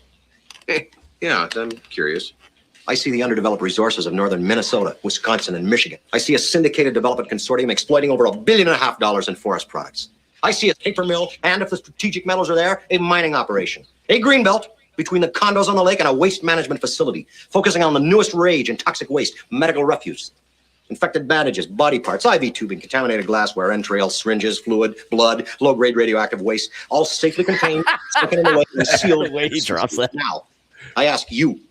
Low-grade radioactive waste. I just see trees. I see trees. Answer me. Yeah. This is the different ideology. And that's in the 80s under Reagan. This is the Reagan-esque mindset, the ultra-capitalist mindset of, I see opportunity. I can see opportunity to strip mine this land, turn it into paper mills. Whereas John Candy's like, well, I see a place that I used to come with my dad that I enjoy. Natural resources, natural enjoyment, the earth. Yeah, you fucks, the earth. They should have had a bear goes by water skiing, like a water skiing bear. I see a water skiing bear. Yeah, it's because it's a John Hughes film. That's also part of it. John Hughes was technically a socialist. I like that stuff. I haven't seen that movie in a long time. I did try watching the John Candy documentary about him, and wonderful man, just seemed fantastic, and even from a young age. But like charisma overload, I couldn't handle. It was too much charisma for me. I had to get out of there. I'm sure. I've been meaning to watch that one and the Mel Brooks one, but I'm like, I'm gonna cry. I don't want to cry. Yeah, you're not gonna cry in Great Outdoors. Great Outdoors, you're gonna laugh. It's Great Outdoors. I'll watch. It's a for great sure. movie, The documentaries, I mean. Yeah, it's a sad one because he dies. Oh yeah. So young The documentary. Yeah, you will. I was like, I mean, so we're getting to the end here of the show, but I got this clip of Vivek Ramaswamy getting booed. Let's do it. No, before we do that, to Hank's point, I just remembered something.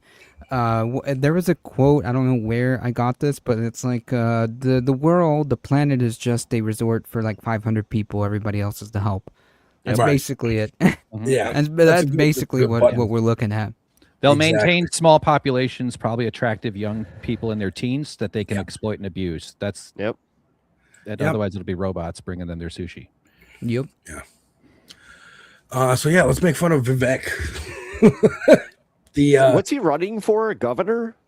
Yeah, actually, governor of Ohio. That's what I thought. He better not win. The truth of the matter is, no matter what happens in whichever direction we go, people of my generation have already made it. We're going to be fine. It's going to be your generation that pays the price. That choice belongs to you. You're a political cretin, and you need to get the fuck out of here. Truth of the What matter was is, his Wow. event? What event is that? Was booed off stage after telling Ohio crowd the truth. I think that's his event. YAL National. Hell? Was it a Young American I something? just want some context about the composition of the audience, sort of. Yeah. Yeah, you can apply. Yeah. Ooh, let's apply now. Yeah. Oh Young my God, Americans what for the hell is Liberty this? convention. Young okay. Americans. But was Oh, the there's Brandon Herrera. That's that crazy dude who somehow guy? managed to win. I think he won the Republican nomination. Oh, great. Yeah, that guy is a nutcase. Well, okay, so I'm gonna just say this, guys. Trump, the way that he played it today, with saying, you know what, well, I'll take the nomination away and we'll deal with it next year. That's a confidence that should scare the fuck out of you. I'm telling you, he's gonna steal the election. He's going to. Oh, he's gonna definitely steal the trying election. to. Like Yeah. he's trying Yeah. to in like as many ways as possible. Like the guy's trying to force the Supreme Court to hear the case about the mail-in ballots. The guy, like for months, he's been screeching about how Republican states need to gerrymander. He like I don't know if it's gonna like really help them, but the point is he's trying and he's trying and he's scared and he knows it. He knows that it's not looking good. Yeah, but look, next Tuesday is election night. We know they're trying to steal the election.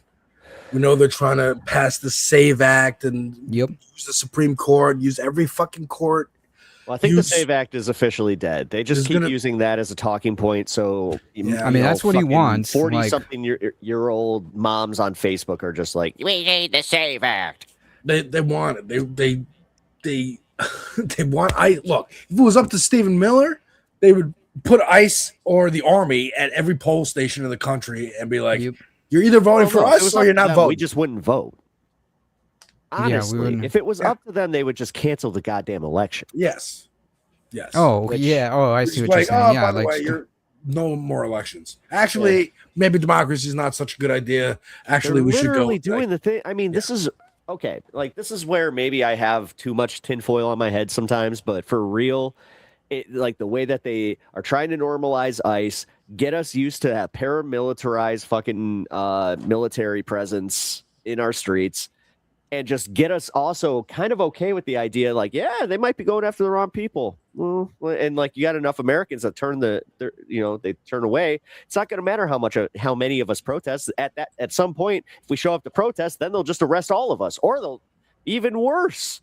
Yeah. That's where I'm kind of like a little concerned with like just the trajectory of where we are kind of going. And like if they get to that final page of Project 2025, guys, like the only thing that I can say is we knew this was coming. They've been pushing it. They've been trying to go hard and fast, right? They're like they're rapists, right? So they're just trying to take what they want and get it out. First year of the presidency last year, it was like holy shit! Every fucking day, there's some new fucking thing that they're doing, stripping away democracy. Flood the zone, they say. Flood the zone, exactly. Now I think, and it's a year of no resistance libs having any kind of plan or idea of what to do other than like no Kings rallies every now and then. There's no like constant talk on late night or even like daytime news media of like, here's how you fight against it. Here's what we should do. Here's what's illegal. It's like hands thrown up. Move on. As much as I don't like them as an org, They are doing that. I mean, it's the move on. It's the DSA. It's the Democracy Now. It's the people. It's the Zateos. It's the drop sites. It's people. One thing I've seen that is Invisible has they're interested in kind of combining with like the DSA contingent of things. Like I have seen them reaching out more. So good. It is. There is a fight for There's a fight going on. And people can tell who the contenders are. It's not Chuck Schumer versus Donald Trump. It's AOC versus Donald Trump. It's your boss versus your livelihood. Yeah, it's your boss versus you. It's you versus the bosses. And this is, again, it sucks that it took this long to get here. It sucks that everyone's this stupid that it needs to be this fucking clear and in your goddamn face. That it is your boss voting against your interest. It is your neighbor calling ICE because they don't like that you left the trash like on the edge of the curb or whatever it is. It's petty. It's the fucking cunty neighbors. It's fucking neighborhood watch. It's every asshole, Karen, fucking bully. Like it's them versus everyone else. And there's more of us than there are of them. That's and what it's they the know. left's They're job afraid to of. make sure those people get waken up. It's our job to wake those people up. It's kind of like strange. It's kind of strange because like you would think that like maybe it's because I kind of live in a political bubble, so to speak, but it just blows my mind that like more people aren't just like outraged at this point. And me and my friends have that conversation too. It's like, why aren't people angry? Like, where is everybody? Well, because they're watching. They're on Facebook, and they're literally that. As stupid as it is, they're out there, and that's where they. That's the outlet, so they don't really talk about this stuff, and they're afraid to because they kind of know that they're unpopular. Number one, if they are Trump, like adjacent. And I do know from like my personal life and like just like getting the vibe of like the normies in my life. I always have to do that. They are starting to get pissed. Like I've been hearing this more and more from people that don't follow politics, just how they can't wait for this motherfucker to be out of office because they're just so done with this. They're like it's 2020 all over again, where it's just like, you know what? I forgot. I'm done with this. And it's just like, hey, you know what? We tried to fucking warn you. And I've been saying this. The only difference was he had Obama's economy at that time. And that's why they were fucking fooled. And they were really good at convincing you that wasn't Obama's economy. That was my economy. I did it. It was in anticipation of me. Right. But now, look, this is how desperate they are. Now, this is like Israeli influence, but this is also just conservative talking points. They are paying OnlyFans. Oh, this is to fun. Just repeat. Camel toe queen. Yeah, to just spew out shit that like Hannity would say. Wait, is this for real? Yeah, this is for real. Watch this. This isn't AI. Please stop addressing Ilhan Omar as a congresswoman. Watch, she does. She's literally a fraud. Yeah, she does like a little like puts her feet up, make sure the coochie's all out. Resources. She went from negative $65,000 net worth to over $30 million and denies it. She denies it. He's trying. He's just like, wait. Okay, so who is this person? Like, this is bullshit. This is fucking bullshit over here, everybody. I'm not wearing any pants, by the way. Or underwear. OF.com/hunkyhank. Get on it right now, everybody. Is this for real? Yes. Follow this is the tannest I've ever been, by the way. I've never been this tan in my whole life. I've been walking lately, so it's pretty good. Excuse my boomerness, but what is going on? It's all right. So yeah, this happened this week. It's very this crazy. week. Okay, I'm like, what is? Yeah. This is this person, OnlyFans model, right? Okay, So- and she's what now? A professional in foreign policy. She's No, literally an someone's just expert in foreign paying her. policy. Someone's just okay. paying her. And also the That's a fact, good by strategy, the way, honestly. Everybody's bamboozled by that type of person. I mean, I don't mean everybody, but like I point Let's out be real. that Aspen the Gold person, fucking pivoted to politics. That should bother every one of us. the person like originally posting and saying like this is disgusting is Lauren Witzke, who is a conservative influencer from years ago. She's one of the OG Nazi Barbies. Right. So she's mad that like, oh, we used to have like great thought leaders like Michelle Malkin it's like Michelle Malkin did the same thing. You did the same thing. Tommy Lauren did the same thing. You're all, but it's just more explicit now. It's just the pretense has gone away. Yeah, they just hate it. They hate that. Well, I mean, this is kind of like them using again the left against the left, where it's just like none of us should have a problem with as sex workers or any of that kind of shit. But then, oh no, I don't care. I'm just confused. Like, you know what? Fuck this. Yeah, I'm just confused as to like how did we get to Israeli propaganda? Like how did she is she just like somebody paid her? Okay. Somebody said make videos like this. Yeah. Saying these talking points. Video honeypotting.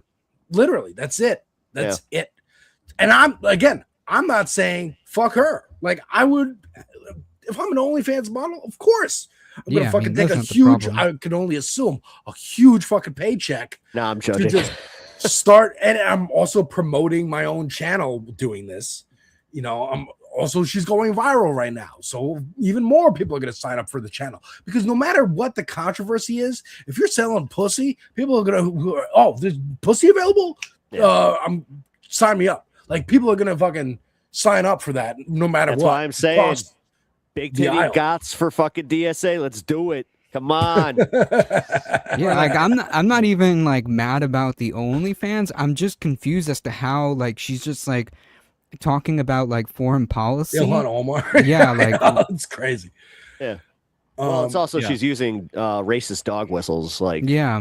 Yeah. Yeah. Oh yeah. She's talking about Ilhan Omar marrying her brother and shit like this. So let's be glad it's a recent trend, because otherwise we'd have videos of Phyllis Schlafly doing that. Shout out Blakely, who maybe if someone has a way to reach out, maybe she would want to be a host on this space. But Blakely is doing her own version of this. Good morning and welcome to Cootermogging Hasbara. Cootermogging. Perfect. You ever notice that all the Muslims are religious? I actually don't like the way this is sitting because it's a clean diaper and we're not trying to appeal to IOF soldiers right now. I feel like the toe isn't kindling enough. And Cameling enough? They're not going to become white. Oy vey! Get out of here. You guys are asking me. A lot of people are afraid to say it, but I'm not afraid to say it. Spoiled Palestinians have had it too good for too long. This isn't plugged in. If you're an American, the Israeli lobby has spent more than $1 billion since 2025 to do the kind of anti-Muslim, pro-Israel propaganda that you're watching now. Thank you for joining me on my very heavily AstroTurf podcast. My OF is running a special sale right now on my Dignity. You can get off. Link in bio, code Shalom. Next month, I'll also do a Tel Aviv tour with Clavicular, and he'll be nose job. Clavicular?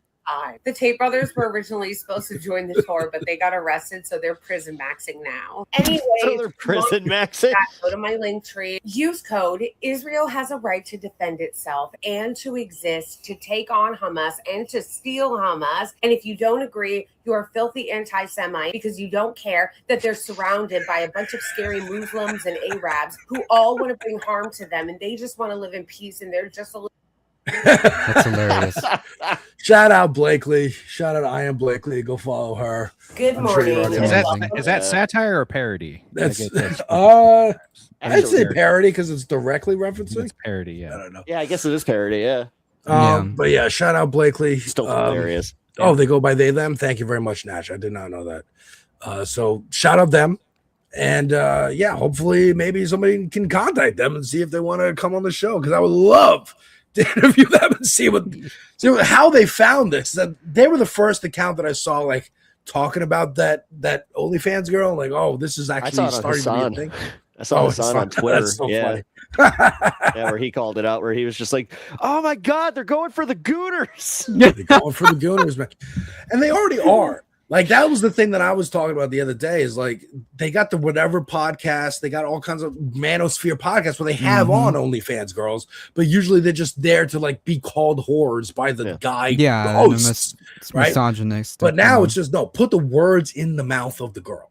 and that's it, and just let it go. And then we'll see if line go up after that. Yeah, and then like at the end of the day, like I'm pretty sure like if the underlying tones are like these reactionaries, they can just like jettison them because they don't care about these influencers or whatever. Yeah.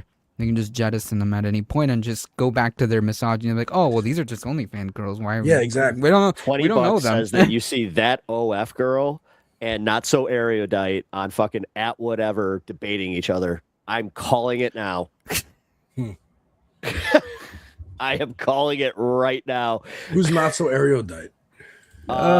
Someone who is not so. Here we go. Oh, Carlos. oh. What's erudite mean? That's a better I've only heard question. of somewhat erudite. It means like oh, dude, she's been part of like the leftist scene forever now. I mean, she had Destiny drama. She had there's like a whole bunch of. Trust me, it's all right. Well, I'll look into it later. Online lore drama. I got to study this like online PGG, lore. Fucking on Reddit for this. Yeah, you have to be. You have to be online she debated, to know. Rachel Wilson recently at Modern Day Debate. Interesting. Their convention. I got to or look whatever into they're my doing. Debate con. Folks, what do you got going on? Do your plugs. Let's start with Pep. I'm at Pep Talks TV on YouTube and Twitch. I do a long form stream Monday through Friday and occasional Saturday fun shows. Fridays I stream exclusively on Twitter for about an hour or two at the end of my show, or Twitch. Yeah, so we have a little 420 friendly fun and just kind of watch some. This last week we watched DBZ Abridged and just some fun clips. So come and join us for that. And yeah, those are my plugs. Oh, yes, and there is a show tonight. I will be going live at around probably 6:30, 7 if I can't get to it. Central Time. Cool. All right, Carlos. I am a difficult truth, as I've been told. I do the news, I do the politics on my channel, A Difficult Truth. On Twitch and YouTube, and most socials, I'm just A Difficult Truth. Mainly on Bluesky. I mean, I have a Twitter, but I don't really use it. In fact, my last post was 2 years ago because I stopped using it. I literally stopped using it. I was like, nope, I'm done. I give up. But most of my stuff is just A Difficult Truth. Cool. Heck. Winners and losers on YouTube and the apps, not Spotify. And I just posted a couple episodes recently, one just this morning. Back on the podcasting game. I've been podcasting since 2010, barely, off and on. So long time trying, lots of it. But tellthetruthjank.com for more information about the documentary I'm making about the Young Turks. Just gearing up for the big push to finally finish this beast and get this wretched baby out of my womb. It's driving me bonkers. Where are you planning on premiering that? YouTube. It's for copyright reasons. It's mostly just going to be internet distribution. I wish I worked on Abby Martin's Earth's Greatest Enemy last year, and I got quite an inside view on. When you say copyright, so we'll like, for instance, if I want to like do a reaction to it, would I have to do that on Twitter? I think Twitch would be okay. Yeah, Twitch? I think that's fine. Yeah, I mean, I think it'd be fun to do screenings and Q&As, like almost like a touring show or something. Yeah, that'd be cool. But that'd be awesome. Actually, sort of one of my stretch goals. Maybe Francesca and I. She's going to come on my show one of these weeks. Nice. Fiorentini. So yeah, I don't know. Yeah, winners and losers also do gaming on Suck Professor on YouTube, and I just launched a new. Yeah, I want to get a Rocket League crew together. Let's go. All right, you got me. I play Rocket League. Oh, okay. Let's go. I've been playing Valheim. I that's like where I leveled up at video editing with Suck Professor. It's got like thousands of videos and lots of video game stuff. So I'm back at that. And a new show, Pixel Mover, where I'm going to be doing my like video editing and animation skills publicly. Oh, hell yeah. That's my hope for my post TUIT life, is to find connections and have you guys on, and maybe we make graphics for your shows. I want to be sort of dude. I want to be of like service to other channels as a way to, because I'm the most unhireable person in the planet. I think you're pretty hireable in this space. I don't know, man. I don't know. You might have to like battle me for that one, because boy. Make a documentary about a former employer, then we can have a conversation. I would have to. That's an HR red flag. By a comedy manager that I was essentially like unmanageable. So I was like, oh, that's got to be something in. Like, that's how you know comedy. you're funny. Yeah. Hey. Yeah. But so Pixel Mover, I only have one episode up so far, but I've taped a whole bunch that I struggle with capacity. My imagination exceeds my capacity. So Sorry for the long plug. Thank you guys. No, for no, having me. absolutely. Yeah. And I am Alex. I'm the Devil's Advocate of Devil's Advocate Productions. I got my I am on YouTube and Twitch. I am on Twitter and Blue Sky as Devil's Advocate C.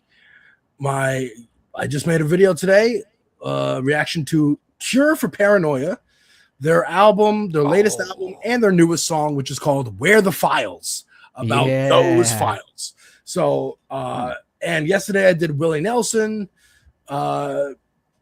Couple movie tomorrow. I'm going to see Spider-Man. So Saturday, expect a Spider-Man review. Have an Odyssey review out.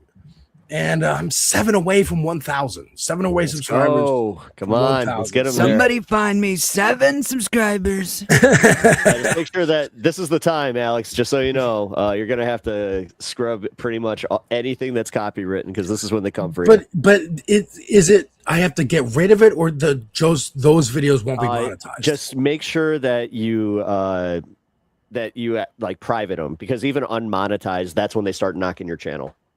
Interesting. All right. Well, we'll find out if I hit 1,000. There is something nice to being a under 1,000 sub. But there's all these music channels who do these reaction videos, and they're all monetized. Well, how much of the stuff are you using? Because the problem is they're going and they're getting permissions. So, like, I tried to do the same thing with Jubilee, and they denied me, like straight up. That's why I can't do Jubilee on my shit. We'll find out if I have to do less music reactions. Jubilee videos. And keeping it under 5 seconds is also a way to. 5 seconds is the best way. Well, I'm also like pausing in the songs and talking about, so we'll find out. And I'll be on Raw News and Politics tomorrow with Gina Bonanno. Nice. We're doing Friday shows. We're going to get you guys on when we can. And I'm going to be doing it from the office. So we'll find out if that works. But folks, stick around. We got a great interview with Sandy talking about climate change as it's still happening. It's still happening, folks. It hasn't gone away. Hank, you had one more thing to say? No, I was just okay. I make hand. Yeah. And we're gonna figure out if we can get some Rocket League going, some gaming stuff here. I know Jackbox we can play with the audience if we have a bigger audience and you participate. This time I tried it once. I don't forget. Rocket League's free. Get it, download it, start playing. It is free. Yeah. And take care, folks. Enjoy Sandy's interview. Bye, everybody. Peace.